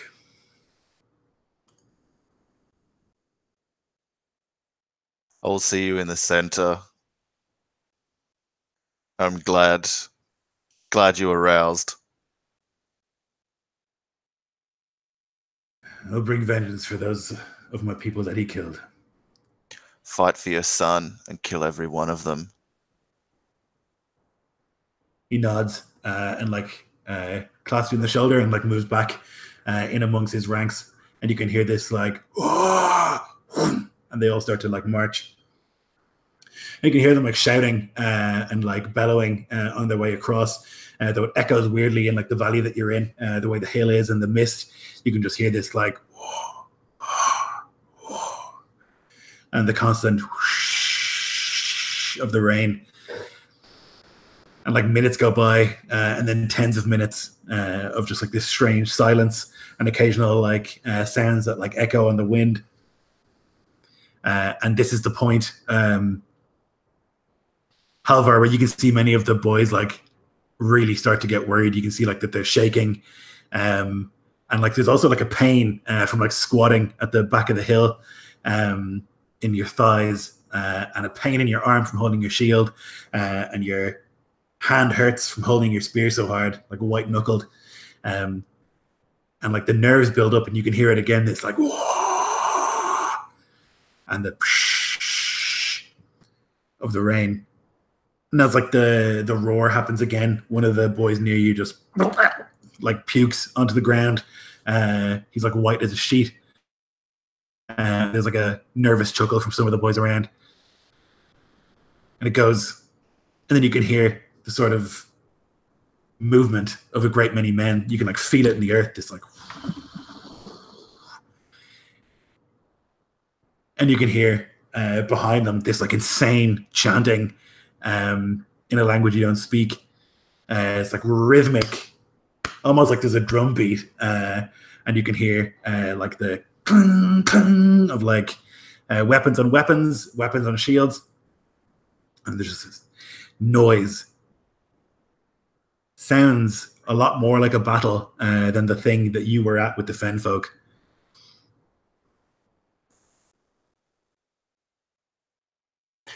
Halvar knuckles white as he grips the haft of his spear high up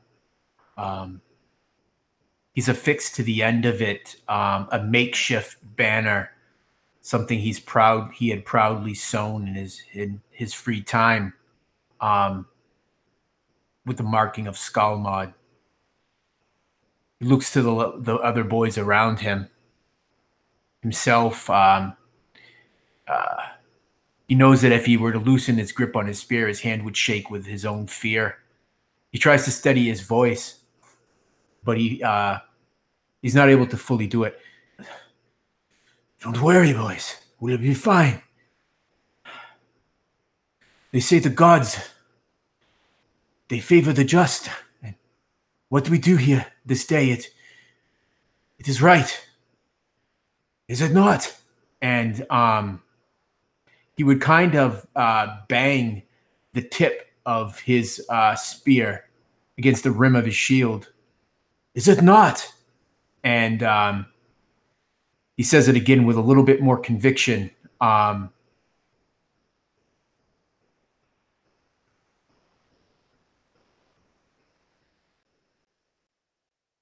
They're like nervous, and some of them are like encouraged. It is, yeah. But many of the others are just like so nervous, and then like the activity or like the excitement, like many of them, you can hear just like throwing up of fear, and others are just like stone silent, and they're just like staring into the hill, into the dirt, as if they're going to like look right through it. And you can tell that there's a great amount of fear.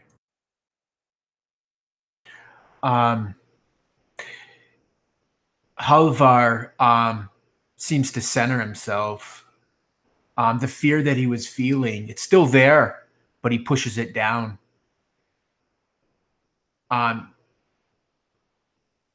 He looks to the boy closest to him, and he kind of gives him a playful shove. He says, "Stay close to me, and I will stay close to you. It is together that we will keep each other safe." And then he would look to the other one to the other side of him. "Do you hear my words? We stay close. We keep the shield wall." Yeah. One of them like wipes some puke with the back of his sleeve, and he's like nodding. "We stay together." Yeah. Seeing that, Halvar would lean in close, and he would say, "Don't tell the others, but I have already pissed myself." And he smiles wryly at the lad whose name he cannot even remember. He like smiles and he like can't help but like chuckle a little bit, and it kind of is like infectious, because they're at that point of either like weeping or laughing, and so that they start to like laugh. And it's like this obviously like nervous laugh. You see many of them are like shaking, and they start to like laugh loudly. Yeah, and Halvar knows that he said it in jest to help break the mood, but he can feel his lower guts churning, and he fears that if much more of this waiting happens, then he himself is probably going to put up his meal that he had eaten earlier, or wet his pants. The sounds are more familiar for you, Skjalmod and Thorin. Those like sounds of distant battle, and you can like hear it, just like this like scream, this like roar of like a huge group of men like responding to a command. You hear like a "Donawara!" Over the mist, and it like echoes. You think the battle has been joined. You can like hear weapons on weapons. But you can't see anything from your hiding place at the bottom of this hill. As soon as I hear the battle commence proper, like the lines meet, I'll rear the horse kind of up the base, like the incline of the other side of the hill, and like turn it about half to face the assembled warriors.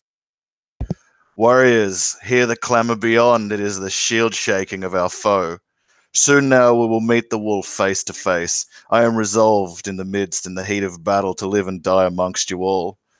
We will stand together. No invader shall pass. Let them come with all the armies of hell, and they will not pass. And when this day of battle is ended, we meet again in Valhall or in the field of victory. And then I'll just spur the horse so that they have to follow me despite their fear. And they do. They run up the hill, and they can feel their like agony in their legs as they like move their dead legs suddenly and like push their way up the hill in their armor. And as they like crest the top of it, you can see down below the battle itself, like two shield walls of roughly equal size, like smashed together. There's more Skulfin. They're not like more than you had expected. And you can see like at the center of that line, you can see that massive sword like flashing bright of Rannoch Wolfstooth, and you can like see or like hear rather this insane chanting over and over again. Like even in the fight and even in the shield wall, they're like chanting this like battle rhythm, the Skulfin. And it's having like a pretty devastating effect on Godrings's men. You can see many of them are like nervous. Maybe they've never fought these men before, or men like them. And you can see that like many of the Skulfin are like laughing in the battle. And it's intimidating. But your men like crest the hill and like follow you down towards the battle itself. Now you're on a horse. Is your intent to like ride around the back or something like that, or are you going to stay out of the actual? No, at the very wedge of the van. So me, and then like wedging out from either flank, everyone who has a horse or can get a horse. Yeah. So they will charge and hit, and then on the flank either side of those horses, the fastest men, and then those behind them, the slowest. So that will hit like a punching wedge into the middle, hopefully where Rannoch is singing, and then like fight there until the next kind of wave of infantry hit, and then our slower troops like hit to fully flank them. Once they're flanked, then turn about with our horses and pull out of the battle and try and ride down those who spill out of either side of the flank. Okay. Sounds glorious. Let's roll initiative. Okay.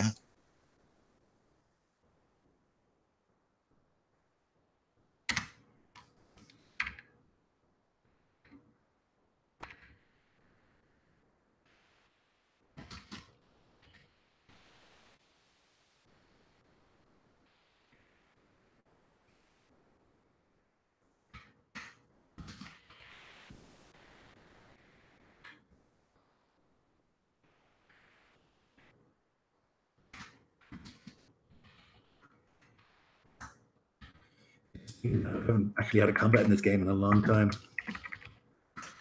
We work really hard to circumvent them or try to quell them. Yep. But you cannot reason with a wolf. Hey, so that's the initiative. Let's have a quick smoke break and then come into the slaughter. Oh, thank God. All right, I'll be back in a few.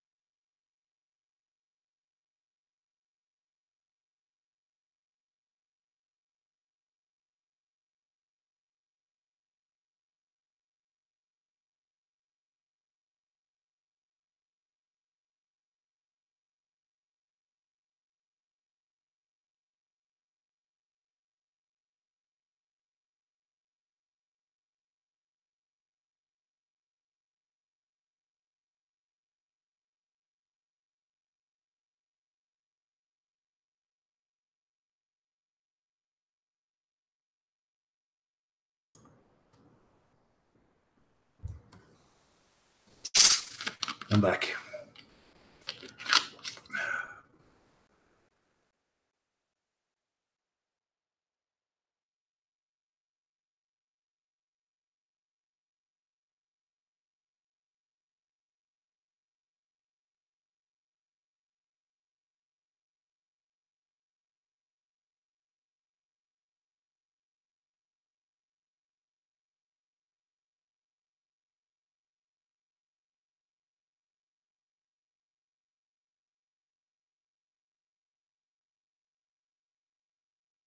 So there's a big roar, scream, and your men rush down the hill.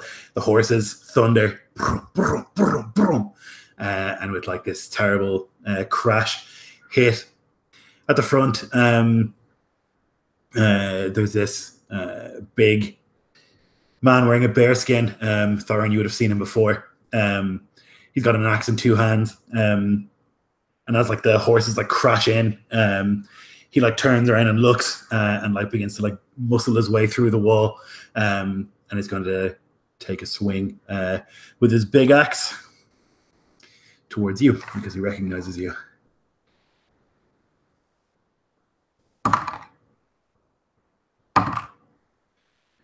Okay. All right, so he definitely hits once. He'll miss the second time with a 11.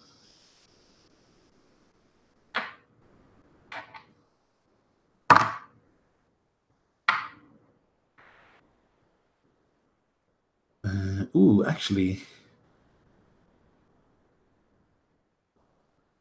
Yeah. No. So he swings his big axe like around his head. The first time he like just barely misses you. You like lean back in the saddle, but on the backswing, the axe bites into your thigh on the horse, and you'll take 9 slashing damage from the axe.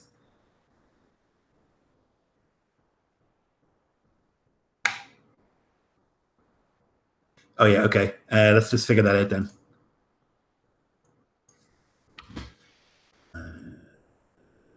Thorin at 18. Lucky at 18.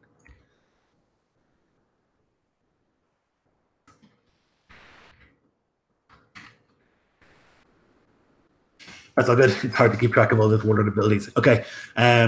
So let's okay, that'll have happened, but then we'll go to Nucky.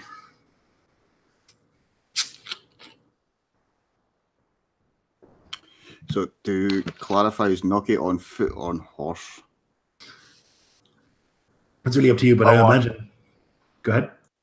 I was just going to say I would like it if all of our best warriors were mounted with me.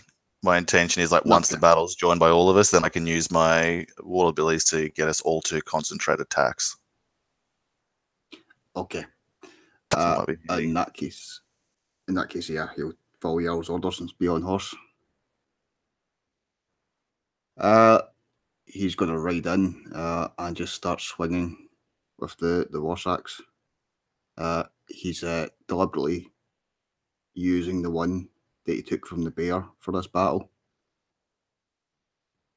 And he's going to swing and hopefully hit for a 23 as he crashes fourth. Yeah, nice. Who are you swinging at? Whoever would be the first one I come across in the melee, I guess. Yeah, it'll be Ulfric. Okay. Like Rannick is probably like 3 people away from you. He's like right at the middle. So yeah, you can swing at Ulfric. That'll definitely hit him. Okay.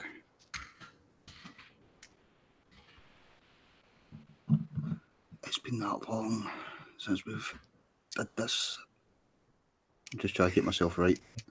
Yeah. Okay, that's good. That's good for me. It's not great though. It's 8 damage. Okay. Just swinging to the back of his shoulder as he swings his axe. Yeah, he like swings at Thorin and you like slash down and get him in the shoulder. He like turns with his like wild, wide eyes to look at you. And Thorin, it's your turn.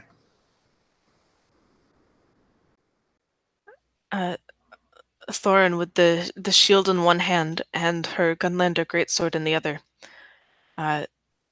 swings down at this man who's struck her, aiming to lop off his arm. 22 to hit. Absolutely.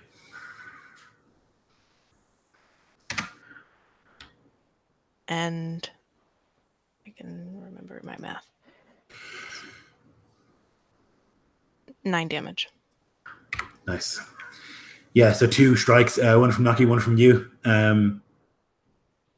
you have another attack? Yes. Gosh, I'm level 5. Sorry, it's been so long since we've done battle with these characters. 18 to hit? Yep, that'll hit as well. Yeah. 7 damage.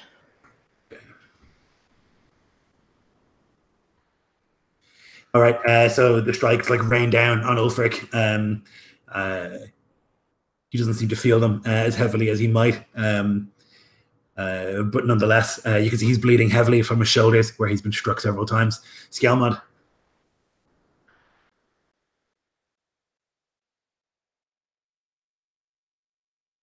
Can I see Rannick? Can I ride into Rannick?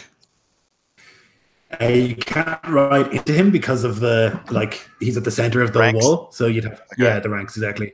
So you could try and push your horse through, but it would be difficult terrain at the very least, and probably some opportunity my action attacks to push through, right? To my you action. could use an action. Yeah. Does the boar spear have reach? No, I don't think so. Okay. In that case, I think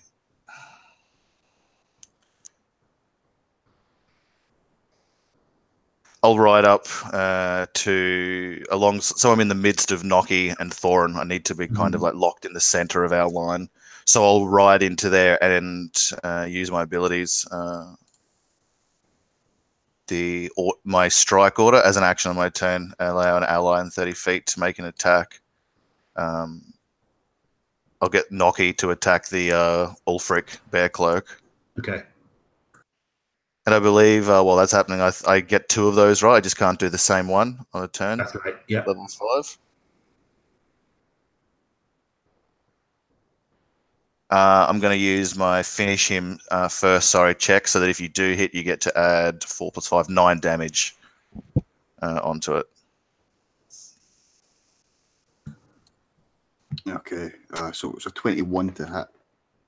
Absolutely. Yep. As he slashes down again, deftly, and that will make it 17 damage. Whew. Yikes. And I'll scream Rannick over the din, trying to get him to come at me. Okay, nice. That's it for me. All right. Ulfric is barely breathing, though he still lives from that brutal strike. The sword goes down through his shoulder and into his chest, it seems. And he coughs some blood, but he still stands. Moving as you shout Rannick, a bunch of these Carls, these warriors turn in your direction. Rannick among them, but one of them moves quickly through the shield wall, quick and quiet, and is going to rush towards yourself, Skjalmod, and is going to try and cut the legs out of your horse. It's a crit. That horrible scream. Yep.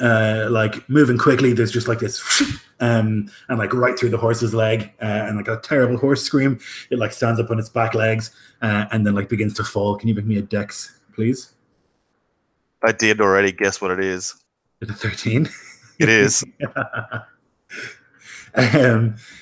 Let's see. Yeah, I think that's all right. You're able to not get crushed by the horse. You're able to jump from the saddle. Still free.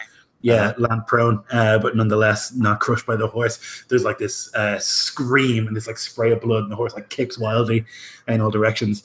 And this Kari Two Blades is going to crawl over towards you and try and stab you in the throat while you're down. And we'll hit with an 18 on the die. Yeah, that hits. I'll use protect me and allow Thorin to hack down at this cretin. Yeah, I also have one of my traits is to be able to impose disadvantage as a reaction. Okay. If I can do that.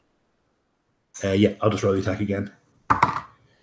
Okay, it still hits with the 14 on the die plus 6. Okay. So you will take 9 piercing damage, Skjalmod.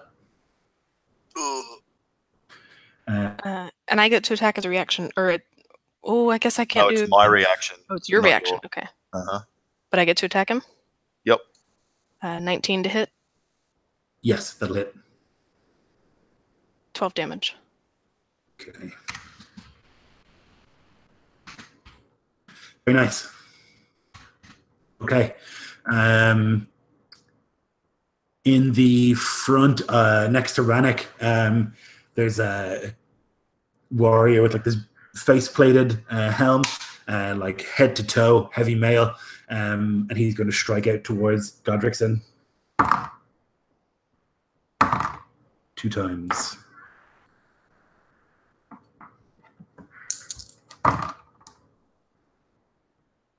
Okay.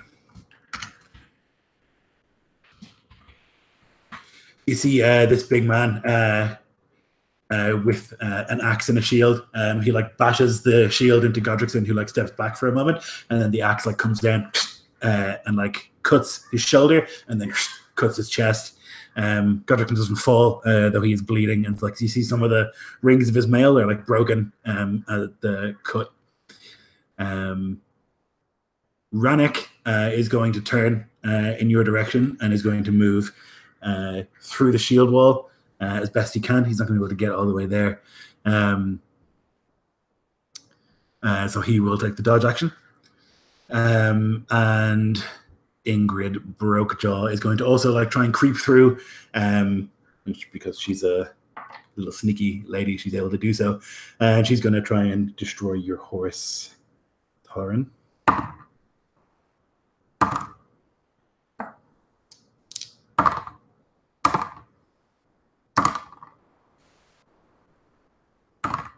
Yeah. That's a lot of dice. It's a sneak attack.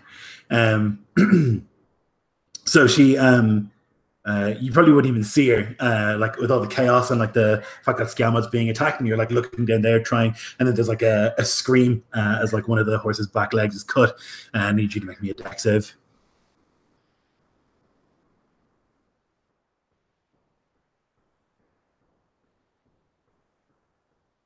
Ooh.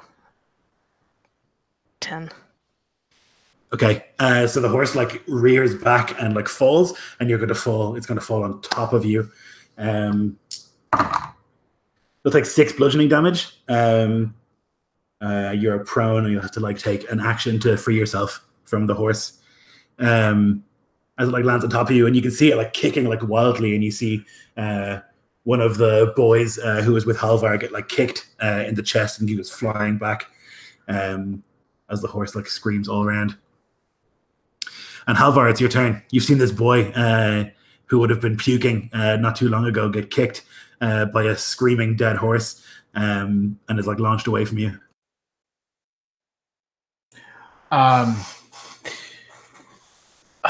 Geez, I don't know, Lloyd. I almost think that Halvar would almost balk at that, seeing this boy's chest be kicked in, seeing that face flash in front of him. These words that he's just about to say probably catching his throat. And then someone else on the shield wall kind of nudges him, and it brings him back. And he kind of stammers out, Be strong, lads, when we are weak. Be brave when we are scared. And he raises the banner that's on his spear. And what he's doing is using his action to... what it will do is basically give advantage to everyone that's within 30 feet of him. Advantage on their wisdom and charisma saves. And all their damage is reduced by 3 for the next, 3 rounds. And as a bonus action, anyone that's within range of him can use their dash. Their bonus action to dash. How far away is Skjalmod? He's maybe like 10, 15 feet from you. Yeah. So then he would just bellow. Ah! And he would yell forward and bring the shield wall to the defense of his lord. And that would be the end of his turn. Nice. Yeah, you like swallow your fear and like move forward, and the boys around you see you do it, and most of them follow. Some of them are like frozen in place with fear. You can like turn briefly to see like one of the guys who yesterday had been let out the loud fart and everyone had laughed. He's like stuck there. He's like doesn't know how to move, and as he's like standing there, this like axe catches him in the side of the head, and he like twitches and hits the ground. And we're back to the top with Nucky. Like a pissed off looter in the alehouse, stabbing madly at a roast, he's going to continue to carve at Bearskin's arm. Excellent. It's a 25. Oh god, yeah. And it's not great damage, but it is 9. Yeah, so you carve at the arm, and he like raises it as if to block the blade, but an arm cannot stop a sword, and so it like hacks through. And there's like a moment where he's like trying to hold the axe as his arm goes flying, and there's just like this arterial spray of blood that like soaks you and the horse. The horse is like panicking and screaming, and he like bleeds out in a matter of seconds. He like falls to his knees and then back into the muck. And then like a man steps on his head as he like rushes forward to strike somebody else. If possible, at this point we'll dismount and start running in towards the melee. No problem. Taran. I'd like to get up from under the horse. Okay, yeah. So that's just your action. You can like push as hard as you can, like wriggle your leg free, eventually making your way out and standing. Ulfric is slain. Skjalmod. I'm going to stand up to face Kari Two Blades and move about so that he doesn't see Thorin pull herself free of the horse's corpse. And when like he's locked on me, an advantageous moment, I'll order her to cut him down. So she'll strike with advantage, and I'm going to use my finish him so that you get to add 9 to the damage if you hit, Taylor. Yeah, it's a 19 on the die. That's going to hit. Yeah, it's like a 26 to hit. And 11 damage, you said plus 9? Uh-huh. So 20 damage. Oh, fuck. Can you remember D10? I certainly can. Yes. Yeah, Thorin has used this maneuver with Skjalmod before. That's an 8 on the die. And she knows his game. 8 is no reactions. Question mark, I think. I think no reactions is 9 or 10, right? 8 is disadvantage on attacks or disadvantage on something. Can one of you guys check that while I continue the? Yep. It's in the do book somewhere. Okay, nice. So yeah, it's this brutal strike in the back as like Kari is like looming over Skjalmod, and there's like a spray of blood. Though she still stands just barely. Orm Snake Eye is going to continue trying to hack down Godrickson.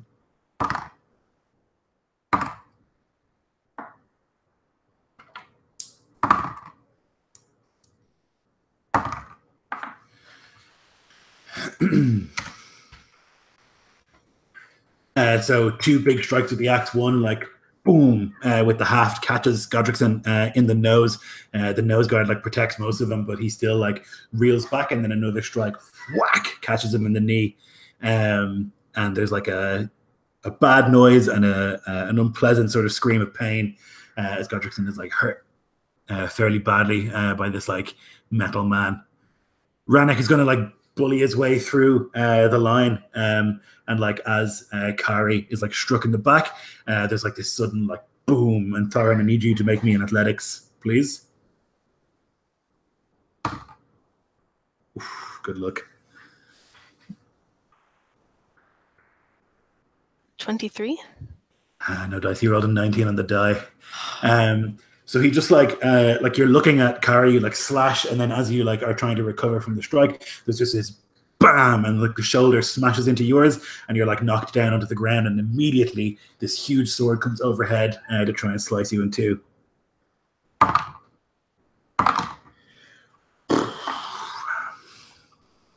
AC 17. Yeah, it's bad news. Oh dear. Okay. All right, so it's a hit. It's a 19 on the die. He brings it overhead and like slashes down as you're on the ground. He uses martial superiority to do 2d6 extra damage.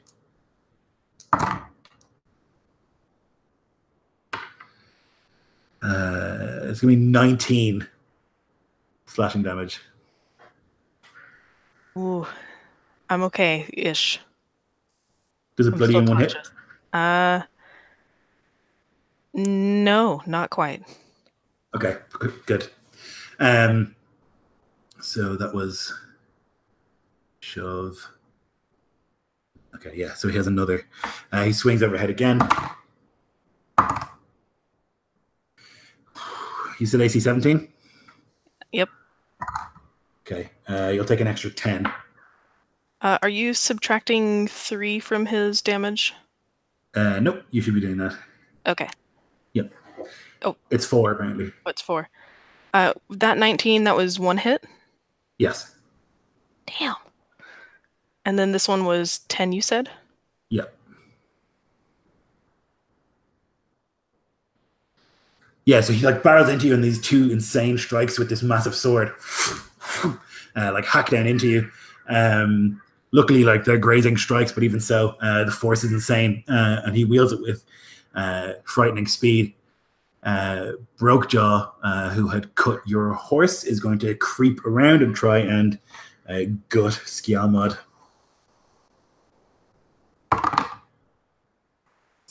17 on the die, my lord. That just hits.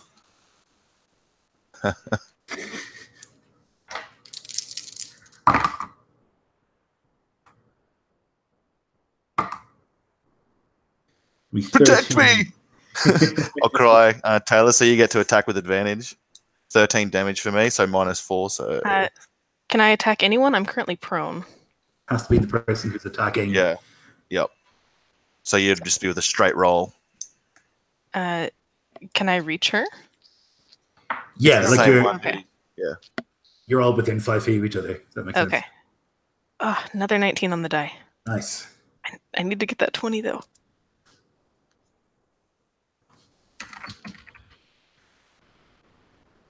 Uh, 7 damage. Okay. So you're like even on the ground as like Rannick is hacking at you. Skjalmod called it, and you slash out with the sword, and it cuts into Ingrid's calf. Halvar. Quick question: is Halvar within 5 feet of Skjalmod?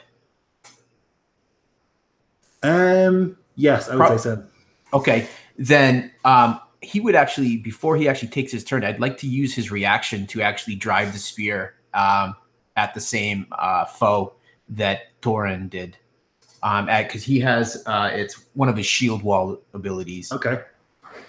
So seeing Skjalmod threatened, so he, without thinking, just lunges forward with the spear. Yeah, go for it. And that would be 15 on the die. So that's a 19. Yep, that hits. Perfect. And that is going to be 10 points of piercing damage. Ooh. Okay, so she's nearly dead. Like slashed in the calf, she like stumbles back and sort of hops on one leg, and as she does so, the spear just catches her in the side and like comes out the back of her, and you like pull it back, and there's a spray of blood. She's still alive, though barely. Yeah. So he does this without even thinking, and then he feels the warm piss running down his leg, and he realizes it's his own. But pushing past this, Halvar just bellows, or it's probably this hoarse, strained voice, but he says, "Protect our Lord, do not let him fall." And he's going to use the ability. He can use it once per short rest. and he would say, "Death to the wolf," and that's going to allow all of my allies to re-roll their damage die and take the higher. Ooh, sick. For the next 10 rounds. Oh. And that is going to be his turn. I believe that's an action, right, Lloyd? It doesn't say under ability. So that's what he's doing. Okay, excellent. That's gnarly. Naki, your turn.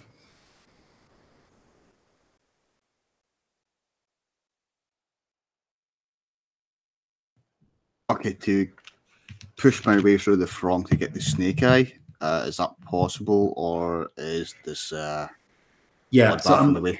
I'm saying that Ingrid, who's also an outlaw, is like able to navigate through the shield wall, and I said that Naki can do the same thing. Like, I think. Oh, sorry, I missed that. No, I didn't say it, but that's what my rationale is, that like the outlaws can like squish through, while like the big mailed people just can't do it. Shucking and diving. Yeah. That's his intention. If he can get there in movement, ideal. Yeah, you could. Yep. In that case, he's going to run in from the side and brutally kick out at the side of his kneecap while he's engaged with Godrickson. Yep. And it's a reskin nostril pull I'm going for. So it's a 19 on the attack. And if that's successful, they need a strength saving throw DC 14. Okay. He makes the save. He does make it. He gets a 16 on the die. Yeah. Oh well, worth a try, wasn't it? Mm-hmm. But I still have my normal attack, which is a 18. That won't hit. Okay. That's not 18 all up, was it? 18 all up. Yeah, that won't hit. This guy is like head to toe in thick mail. He's got a shield and a huge helmet. And so you like slash at it, but it's ineffective. And he can like feel it on his back, but he doesn't feel any pain. Okay, that was the third turn. Thorin. So Thorin is on her back with Rannoch Wolf's tooth over her, looming with the large blade, and she pushes against him with her shield, although it's pinned, and swings around. Will an 18 hit? Will it hit Rannoch? Yeah. It will, but he will use his reaction to parry it. So yeah, it's +2 to his AC. So now it won't? Yeah. Okay. Second question. Does Lionel's reroll ability apply to crit damage? Because I could just crit him. Yeah, it applies to any damage roll. Ooh.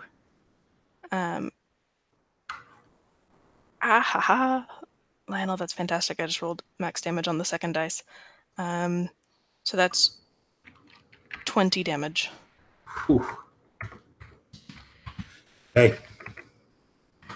And then a D12 and a D20. Yes, yeah.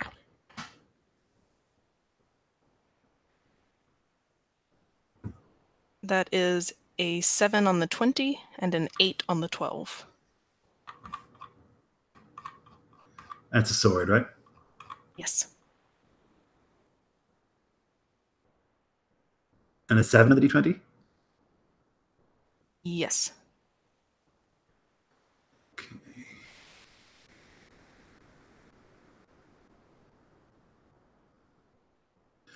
Okie dokie. So you slice into his forearm, and it just like cuts wide open and like bounces off the bone. You can like feel this like, and his hand just like spasms, like opens and closes a bunch of times, like against his will, and he's like shaking, but the sword is like stuck in his arm. He has to make a. Okay, yeah. So he like his hand is spasming. He's like trying to hold his huge sword in one hand, and is like struggling to do so. And your sword is like stuck. You'll have to take a bonus action to pull it out.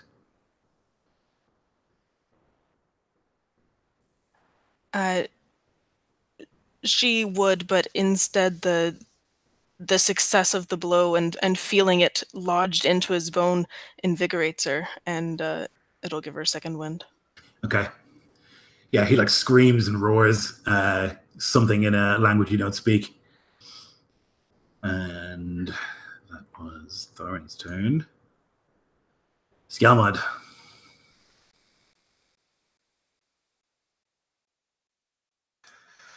Can I move so that I'm standing behind Rannick? Well, I know I can, but how many opportunities of attack will that provoke? Let me see. I'm next to Ingrid Brokejaw with Halvar. Yes. I know that. So can I move behind Rannick, who's on top of like my companion next to me, so within 5 feet, so presumably I can get to him without breaking opportunity of attack from her, but are there others who would get a chance as well? I actually think that you're all in this like little crunch, so I think you can move. Yeah, you can all move. Like you can move the 5 feet it would require without without disengaging. Do you know what I mean? Yep. Okay. Cool. I'll do that, and then I'll use Speared in and allow everyone to make an attack at a foe with their reaction. Oh boy. So that's within 30 feet of me. So that includes not only my companions, but also the warriors who are with us within 30 feet of me. Oh, no, sorry. It's only up to my charisma modifier. So it's just within 30 feet. My bad. So 4, which is these 3 and, yeah, one of our warriors, maybe Blonde Magni. Yeah. Because he's a bad boy. I'll just use that. I'll just use Speared in. And stay where I am. So, Taylor, you'll have advantage but disadvantage, so straight roll for yours. Mechanical question. Mm-hmm. Is that something that you have to do and use your reaction, or can you choose to hold a reaction? Ooh. Let me read the nitty-gritty. I don't think you have to. You can. Yeah, so it's your choice. Yeah. It's can, so you can decide not to. Yeah, I think Thorin is still eyeing Ingrid Brokejaw and sees Skjalmod standing somewhat unprotected, and holds. Okay, Halvar, you can make an attack if you wish. Perfect. I think Halvar would. He doesn't have the battle prowess to know to hold and be more tactful. So that's just a straight up roll. Yes, sir. Okay. Unless you're flanking, I think. No, Yep. I'm not flanking. I'm not flanking. So that would just be a 21. That'll hit. All right, and that is for 6 piercing. Okay. Naki is away from the press. He's over fighting Snake Eye. So he's... is it against a foe you say, Skjalmod? Nope, it's just they make an attack. Okay. It's not like that other one. Yeah. This one is they just can make an attack using their reaction. So it doesn't even say whether it's melee or range. So yeah, either way. And checks, even though he's not next to me, he would be within 30 feet, I assume. Yeah, for sure. Yeah. Yeah, so this one's not like the other reaction-based one. They can just choose their foe in this case. Okay, unreal. So Rannick!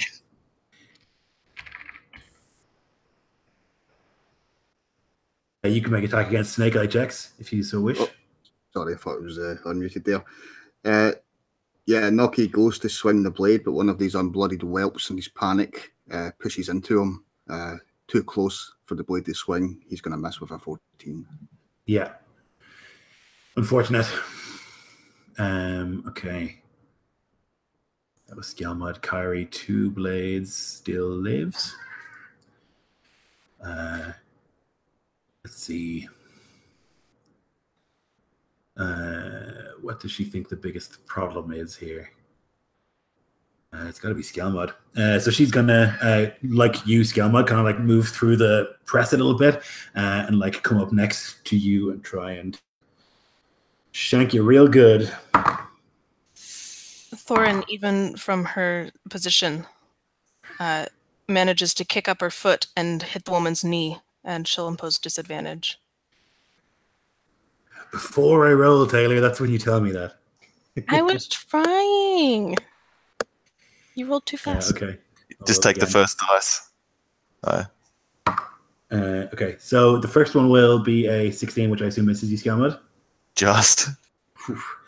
The second one doesn't have disadvantage, right? No, I think it's just the one. Okay. Double check that. It's on an attack, so I believe that would just be the one. Chris. No! Protect me! I'll use my reaction at least to give Taylor an attack on this one. Some vengeance there, at least.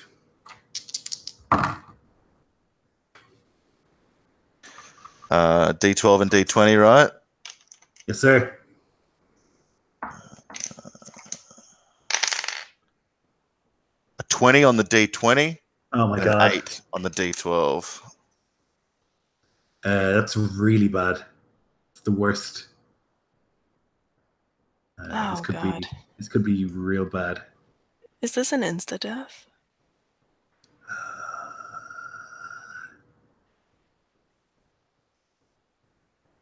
Oh, jeez.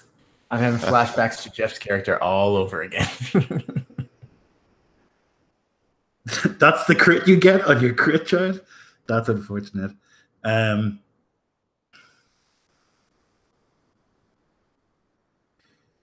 Okay, yeah. So, you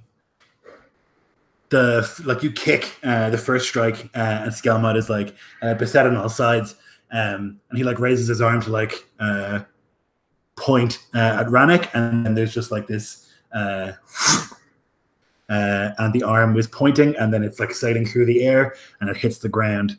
It's severed at the shoulder. So I need from. Okay, so someone in the group needs to make a wound-wise check 2 turns in a row, or he will bleed to death. I'll leave it to Halvar, I think. Lloyd, I did hit. I'm assuming a non-natural 20 will hit. Yes. What's her face for 12 damage. That will kill her. Good. So she like slashes, the arm goes flying and like thuds onto the ground, and then a second later, Thorin like severs her head and it rolls onto the ground next to the arm. There's just like this insane arterial spray of blood from like the arm and from the head, and just this, and like Halvar, you're like looking at the blood, and then like you like turn and see one of the other people you know from the shield wall, and he's like run through, like some guy stabs him with a spear, and he like falls down onto the ground. And all around there are horses screaming and men screaming. You see Skjalmod like pale as a ghost all around. Orm is going to try and take down Godrickson. He'll hit him once.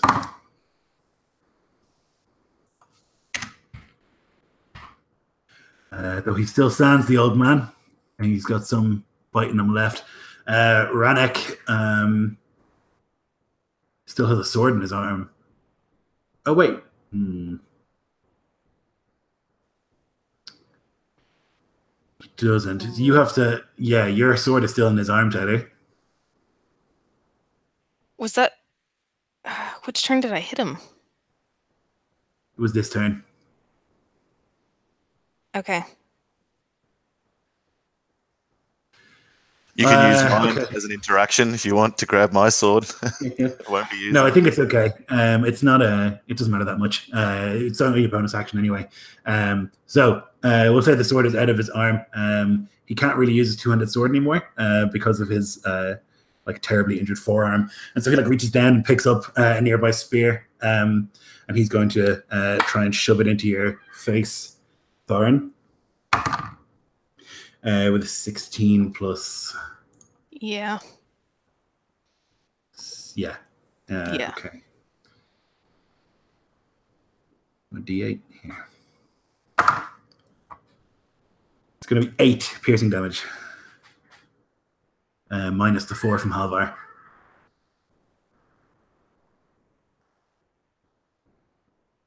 Thorin is pale and there's blood at the corners of her mouth, but still her eyes are fire. Okay, Ingrid yet lives. She is going to let's see. What does she see? She sees Skjalmod slain, most likely. She sees Thorin near death. She is going to move to the boy who is trying to save the Jarl. And oh, she only has 1 attack, so it's the first one. So she misses you, Halvar. She moves over towards you. And you can like see her moving really cleanly and quickly through the press. And she like slashes out at you, but you're like able to jump back from the strike, and it is your turn. I actually see, like, he doesn't even see the attack because there's a spray of warm arterial blood that just spatters across Halvar's face. And as he wipes it away with the back of his arm, he sees Skjalmod standing there, his arm on the ground. And he just runs forward, slams the shaft of the spear into the ground, and he's going to make a wound-wise check. Okay, go for it. Which is, sorry guys, he's probably not the best one to do this. Oh shit, yeah, 19. Okay, that's a success. Nice. So you like grab or like rip some cloth off a dead man and just like press it against the wound and like wrap it tight and like hold it there as hard as you can. You'll have to make another successful check to like stabilize him. Yeah, I imagine he's just ripping off bits of his tunic that tucks out, and he's just jamming it into the wound. Yeah, it's insane the amount of blood. You never thought there was this much blood in a person, and it's just everywhere. Your hands are covering it, your face is covering it everywhere. And like you're holding it there and you're trying to keep the blood in, and you can see like another horse is like felled with like this poof, and it falls on top of a man who had tripped. And like everywhere there's just slaughter. And you can hear screams everywhere. And we're back to the top. Nocky. Nocky's regretting all his life decisions at this point. The press that he's found himself in, it's difficult to swing, but he can bring the bone handle of this axe round to crack into the side of the temple of Snake Eye, hopefully, for a 26. Oh, yeah. This is the nose breaker, so I need a dex saving throw, DC 14. Fails it miserably. Okay, he has disadvantage on all attacks for 1 round. The round that counts. Yep. And for the straight up attack, it was a 19 to hit. That will miss, unfortunately. He's got AC 20. And Thorin. Thorin, with what strength she has left, which is very little, God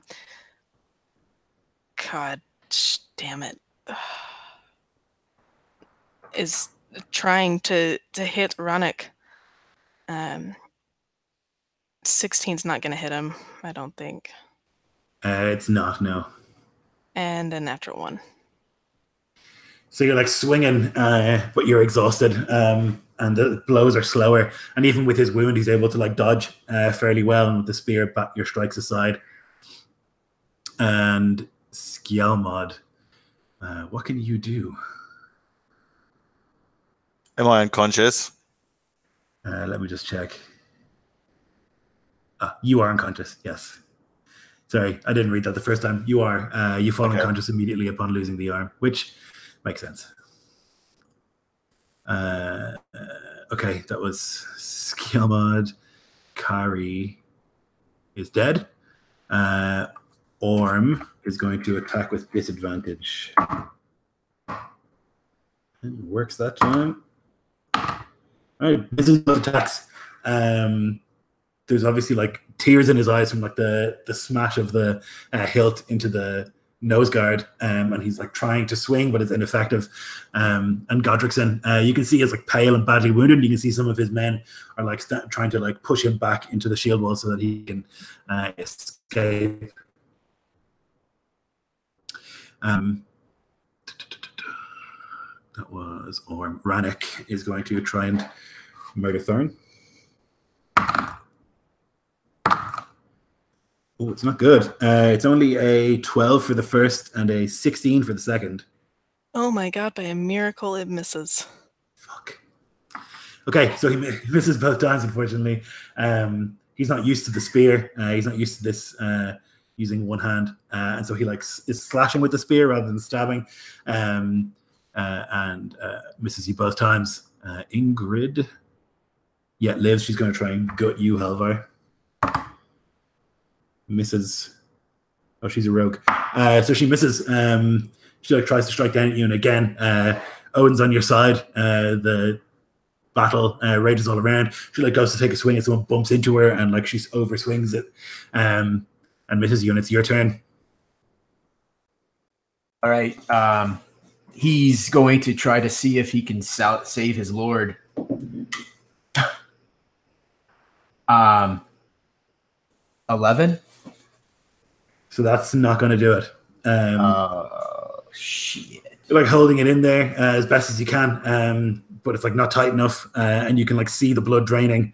So there's, you need 2 successes or 2 fails. So we'll see what happens. Nocky.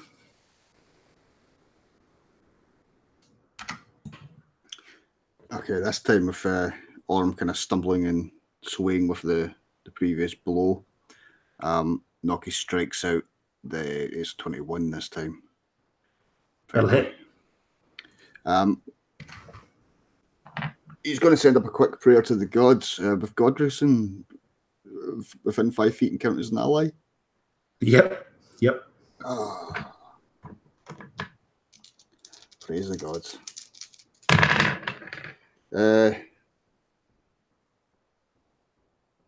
25 damage.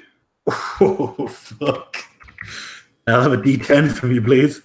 Oh, I don't actually have a D10 out. Ow. Thank you, look it. 4. Okay, he's stunned. Oh, the gods.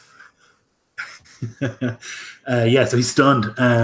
It's like a strike breaks through the mail and like into his back, and you can feel it like grind against his backbone, and he just like stands there, unable to move. Thorin. Thorin continues her somewhat weakened attempts. 17 on the first one. Is this against Rannick? Yeah. He will parry it. Non-natural 20 on the second one. That will hit. And this advantage on the damage dice is still in play, I believe. That was Yes. for 10 rounds. For 10 rounds, yeah. Okay. I just feel like 10 rounds is an impossibly long time, and battles rarely go that long in my head. I think this is the 4th, right? Or the 5th round. Yeah. So that's 11 damage. Okay, 11.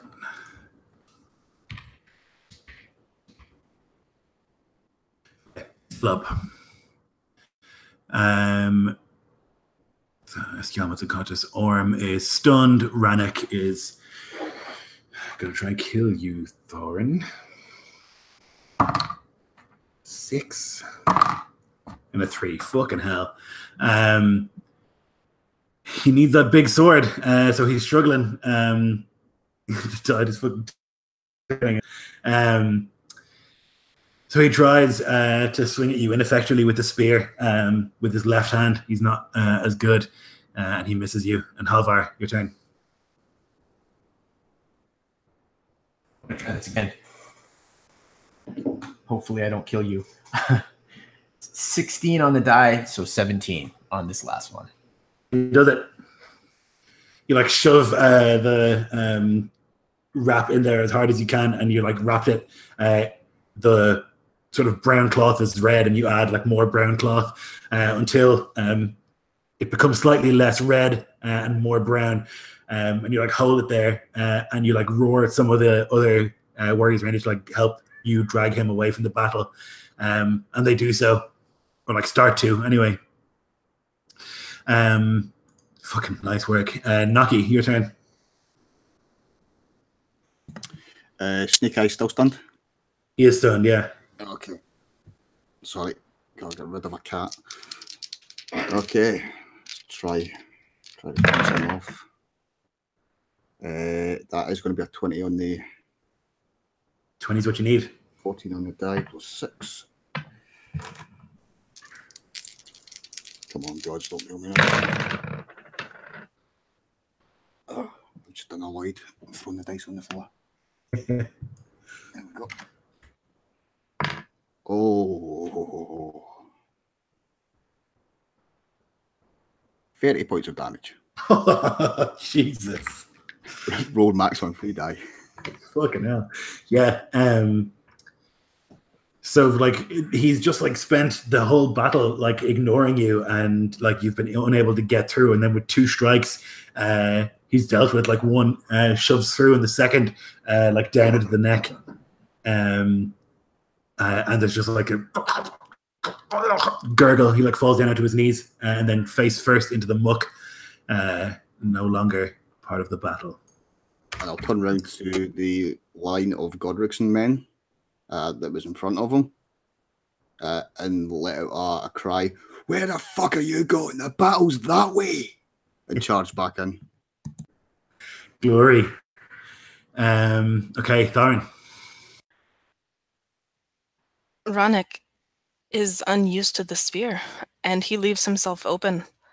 Thorin takes advantage of it. 21 to hit on the first and 24 on the second. Those will parry. Let me just check. Hang on. Yeah, those both hit. Yeah. The first one is 13 damage. The second one is 11.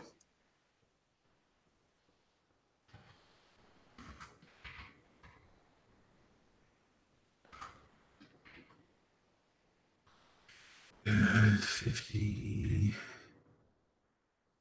Still up. So very barely. He's like very badly bloodied, and you can see that in him. He's like weak. Skjalmod, you were still unconscious. Good. And I'll yell for Blonde Magni to come over here and take Rannick down with me. You can see Magni's like in the thick of it over this side. Axe like rising and falling, like mechanically almost. But he'll hear the call and he'll start to move. Rannick is going to disengage from you and he's going to run away. He'll disengage from you and he'll move towards his boys. Yeah, okay. So he'll be able to move 15 feet in the shield wall because of the thickness. It's difficult terrain. And that is his turn. Ingrid is going to try and hamstring you, Thorin. She fucking misses slash down, but is totally ineffective. This stupid bitch. Halvar. Halvar's in the battle lust now. He yells to a couple of these men that are helping him drag Skjalmod. He says, "Get him to safety." And then he sees Thorin beset by the bitch. So he moves forward, pulling his spear free from the ground, and tries to drive it into her. All right. Oh, yes. That's going to be a 21 on the die. That'll hit. And 8 points of piercing damage. Oof, okay. Yeah, it goes right through her, and Ingrid Brokejaw is no more. Right, and as he does so, he just bellows to any that can hear him, "Do not let any get away, for our Lord." And so what's going to happen is allies near me that will have advantage on the next 3 attacks will have advantage on any ally that can hear me. Sick. Yeah, I had a hard time spitting that out, but I got it out. Okay. So at this stage, like Rannick is going to try and flee, but there's no actual fleeing to be done. He's not going to get away. You have guys on horses. He doesn't have a horse. So he'll try and move away from you guys. But at this stage, the battle is like a foregone conclusion. Like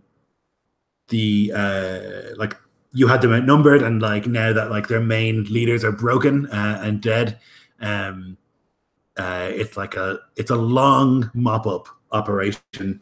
There's a lot of like Grim going from place to place and like shoving a spear into a guy who's almost dead, and like it ends with like this press of like maybe 10 of these Esculfin who have like fought to the very end, and they're just like surrounded on all sides by your warriors and Godricson's warriors until finally like they're all hacked down and pushed together to the point where they can't move. And the Esculfin are slain. Rannick can be taken prisoner or he can be killed. I don't know which. If you guys, like if Thorin and Halvar or Nucky like get to him, would you take him prisoner or would you kill him? So here's the thing. Halvar is kind of in this bloodlust, so he lacks the discipline that the others have. So if he got to him first with other men, he would try to just drive that spear through him. So that would be his vote. He would try to kill this man that had maimed his lord.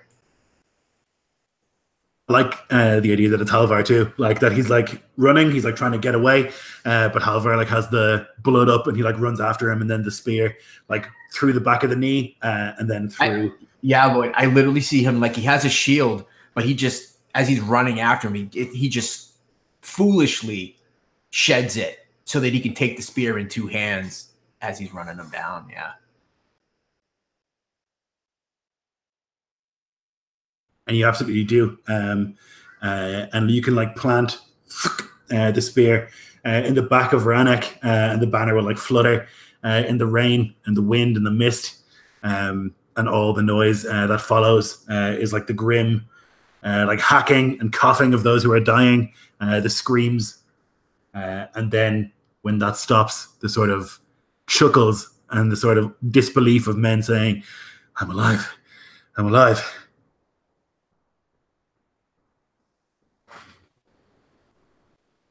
Did Godrickson survive? It remains to be seen. He's badly wounded. He had to be like dragged away from the fight, much like Skjalmod.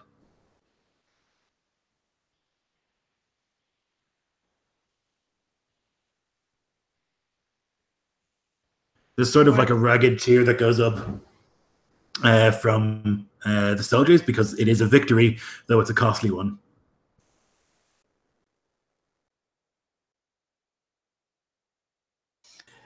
Halvar, after driving the spear into Rannick, would leave it there, and he would just wander away. And as the din of what remains of the battle and the cheer goes up behind him, he drops to his knees, his blood-streaked face covered with dirt as well as just streaked with tears as well. He falls to his knees. He's crying, and he retches onto the ground, and he just weeps quietly. Yeah, when the adrenaline fades, it's a very different feeling.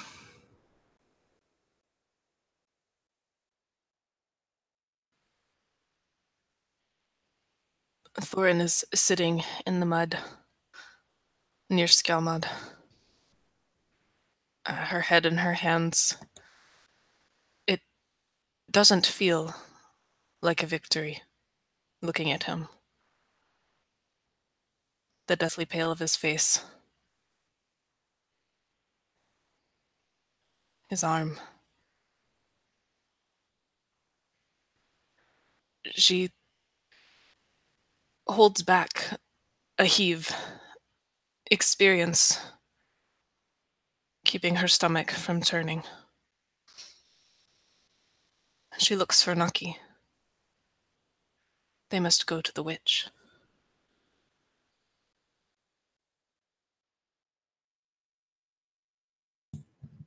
I imagine Nucky's actually trying to get horses together with some kind of stretcher for the two Jarls. And as Thorin says this, he stops what he's doing and turns and raises an eyebrow. And for Thorn to suggest that.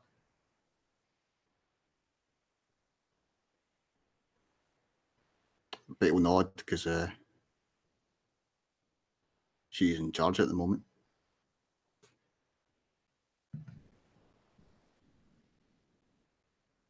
And so it's resolved. To the Witch of the Fens you'll go, and you'll drag Skjalmod's body with you in the hopes that maybe she can fix him.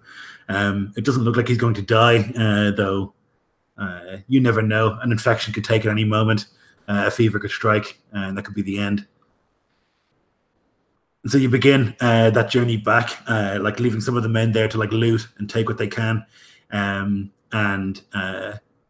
there's significant chaos. Like both Jarls are indisposed, and there's a sort of this tension, this weird like sort of tension, while all these like men are armed and exhausted, but also kind of like their blood is up. There's a few moments of like staring at each other across it, like these are not our people. If Thorin senses that, she would kind of stand tall as best she can, knowing that Skjalmod should be the one to speak, but she must do it in his place. And she would speak to them of the victory won here, and Valhall, and the warriors who will be welcomed there, and drinking with Odin, of our shield brothers. And speak to them of the mead when they go back home, and their wives and their women waiting for them. And of the victory won at great cost, but a great victory, and the defeat of the wolf. Yeah, there's like nods. It's just like this sort of madness that comes over men after battle. Just like this like lingering need to kill and to survive. But it does, like a calmness does eventually set in, and like the exhaustion sets in. Many of the men will just like fall into their backs here in the muck and just like breathe and like rest while they can before the grueling walk home. And so you set out for the Witch, and like sometime later, Skjalmod, you would like awake and your eyes would like open blearily. There's like a numb sort of agony on your left side, and you can see like the sky moving above you. You're like carried on a stretcher.